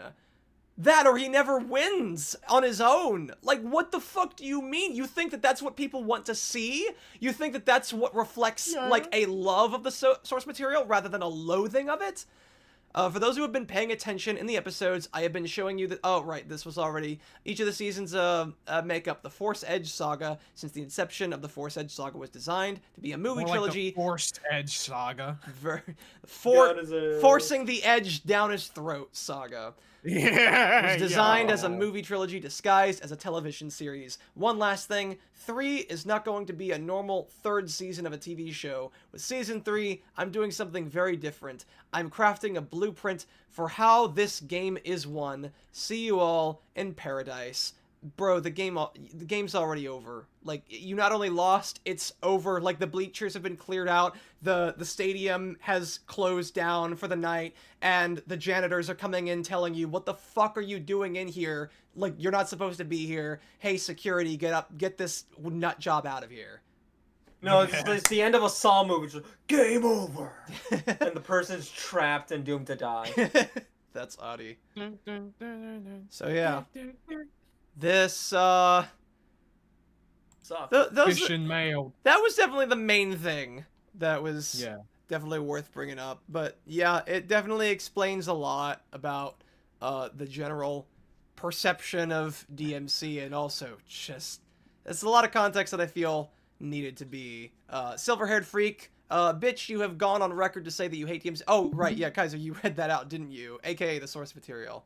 Essentially, yeah. Ironic how Adi said, I'm saving DMC from Hollywood Joe Bronies when making the most Hollywood way of making a DMC I was about to adaptation. say, this is one of the most corporate fucking pieces of shit shows I've seen in a while. Like, what kind of... Like, this is... like, that's why I'm not... It's like the dictionary definition of it. That's the funny thing. It is so, like... Yeah, textbook. bro. Like, dog, if a bunch of executives took all of Devil May Cry, put it in a fucking blender, and told Grok, hey, make a fucking show so these dumbasses can give us more to cuck-ass money, this is what they would come up with. Yikes. 110%. Wanna know what the funniest thing about all this is? What's that? Remember back in season 1, a lot of the anti-woke people complained until suddenly about the show and like the religious stuff about it, and then like anti-religious stuff about it, and then suddenly some of the people on the left were complaining about the Asmongold cameo and the fact that Shankar loved the guy, and then suddenly the anti-woke people were just like, oh no, never mind, the show is based actually. These woke tards are just being lame, and now it's season 2. None of those people are talking about it at all. At this rate, the only ones who are talking about it are the fans of the show and the fans of the games who hate the show. There are fans of the show. There are two actually. Right. There was one from each of the previous streams who commented and said that I actually thought it was pretty good, which, you know what, is at least a more cordial response than a lot of other dissenters that I've had in the past. I mean, God bless, but like, God damn. At least they're not at least they're not someone who will routinely try to instigate the most bad faith conversation with me in the comments section, and then after ending it, proceed to use an alternate account and pretend that they're a completely different person just to do the whole thing all over again. By the way, that's a thing that actually happened. That happened on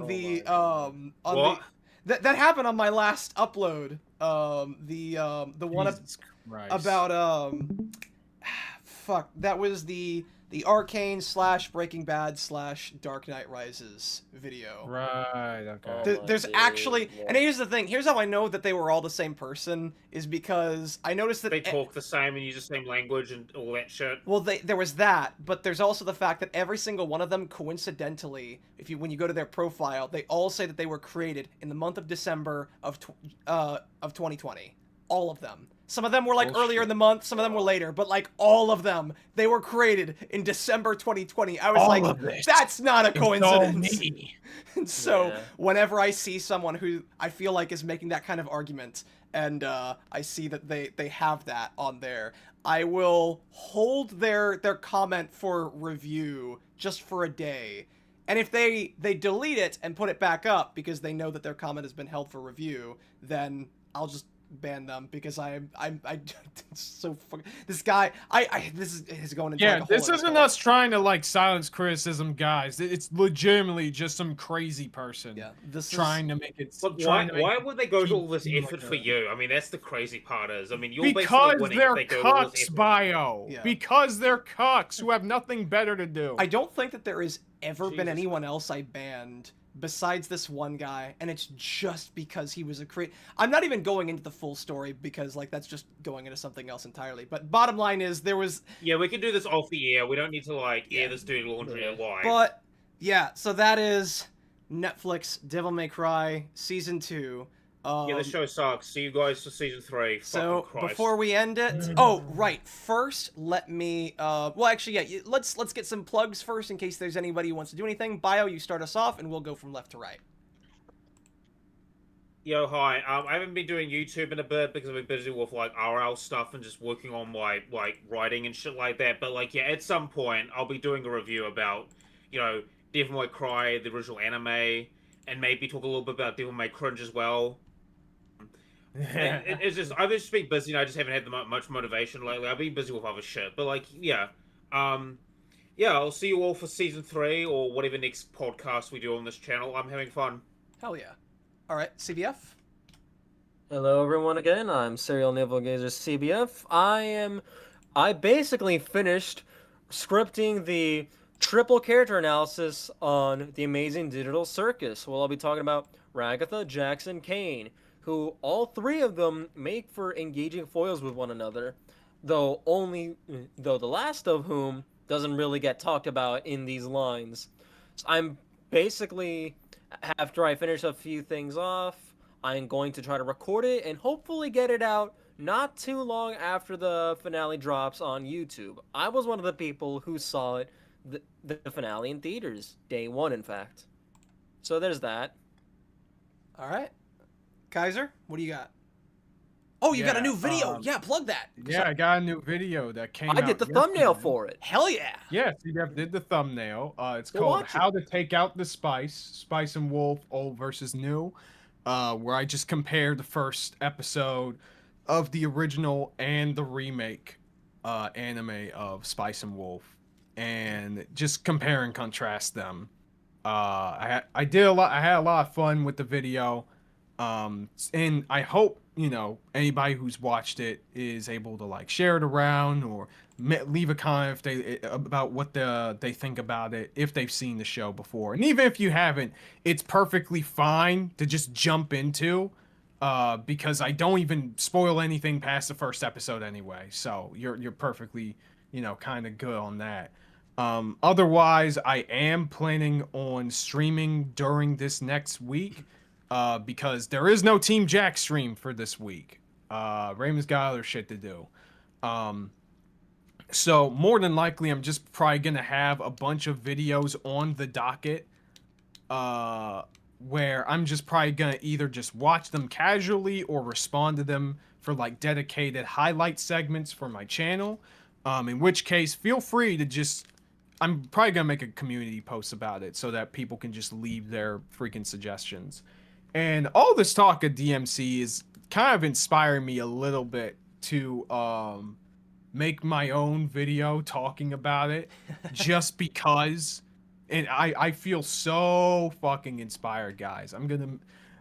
I can't wait to just make this shit. I know I've been slow with making videos and stuff just because IRL and streaming things, but I'm hoping to make something worth a damn during these next couple months before I'm just busy with IRL again. So yeah, stay tuned for all that. Yep. And as for me, first I gotta plug the I have two plugs by obligation. This is Galaxiu.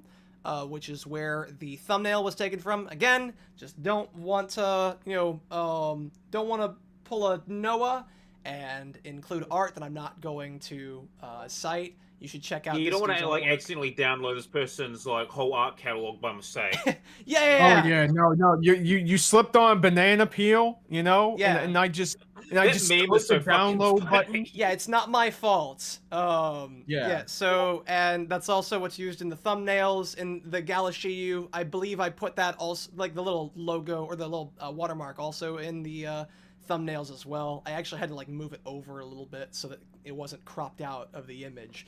But definitely go check this guy out. He definitely seems like, or girl, I guess I don't actually know. They look like their art looks really good, and they seem like really fun people. One other obligated post that so this is Visual Vista, who made the layout that you're looking at right now.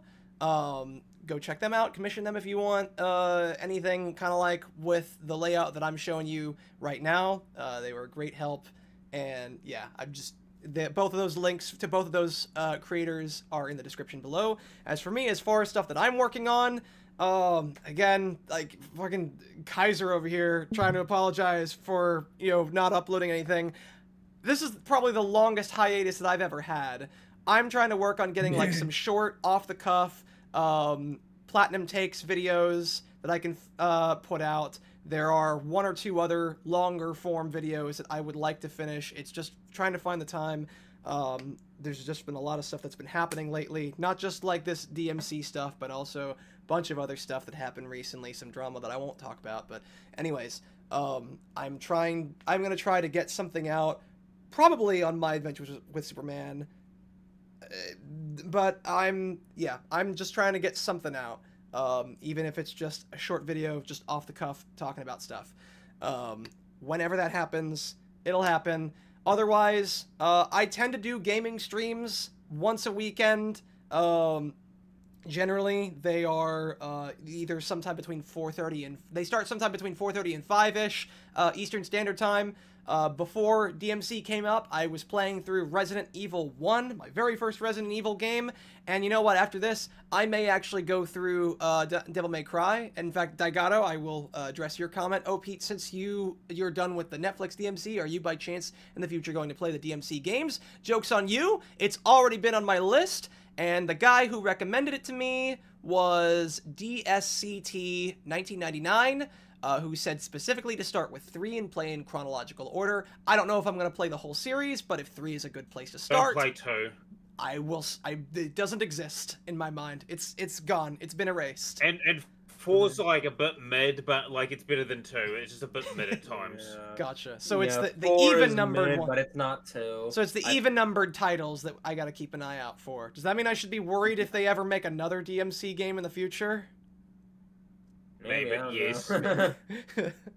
But yeah, so that's Reboot is also taken or leave it.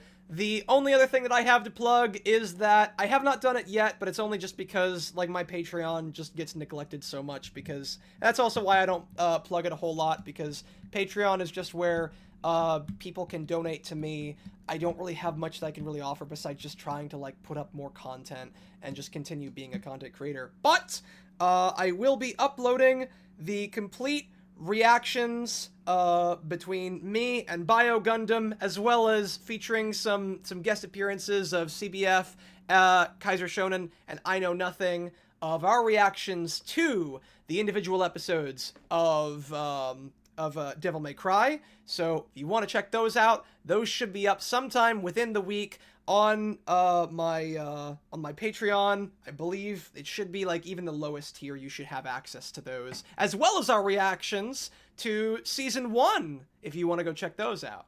Unfortunately, we stopped before we got to the finale on both of them because we were just so tired, but definitely check those out. But that is... Yeah, like this show is really like draining, and not in a good way. It's not like, oh wow, this gave me a lot to chew on or think about. Like, no, like you feel tired. Yeah. Watching the show. And it's miserable. And now I feel like he has stomach poison. And now I await My Adventures with Superman season 3, where Yeah, your favorite show. it's like the Ouroboros, where one terrible decision ends, another begins. No, it's like a Hydra. It's like a multi-headed Hydra. You cut one fucking head off and then have 20 more grow in its place. I want to watch something good. But with that out of the way, No. honestly, this has been fun. This has been very fun talking with you guys, and thank you guys so much for coming on. It's hard for me to find like topics to talk about on Periodicast, but I would like to do these kinds of more often. It's just finding something to talk about. Oh, yeah. But with that out of the way, I did put some ideas in like topic ideas if you don't mind. Like I'm gonna put like ideas like just spitballing ideas. you know, I appreciate that. That's why that part. That's why that channel is there. But with all that out of the way, every now and then I'll put some ideas in there. You figure they're interesting, and like pick one out. Yeah, totally. But with that out of the way, guys, I hope you guys have an excellent night and stay platinum. See y'all around. Take care. Bye bye.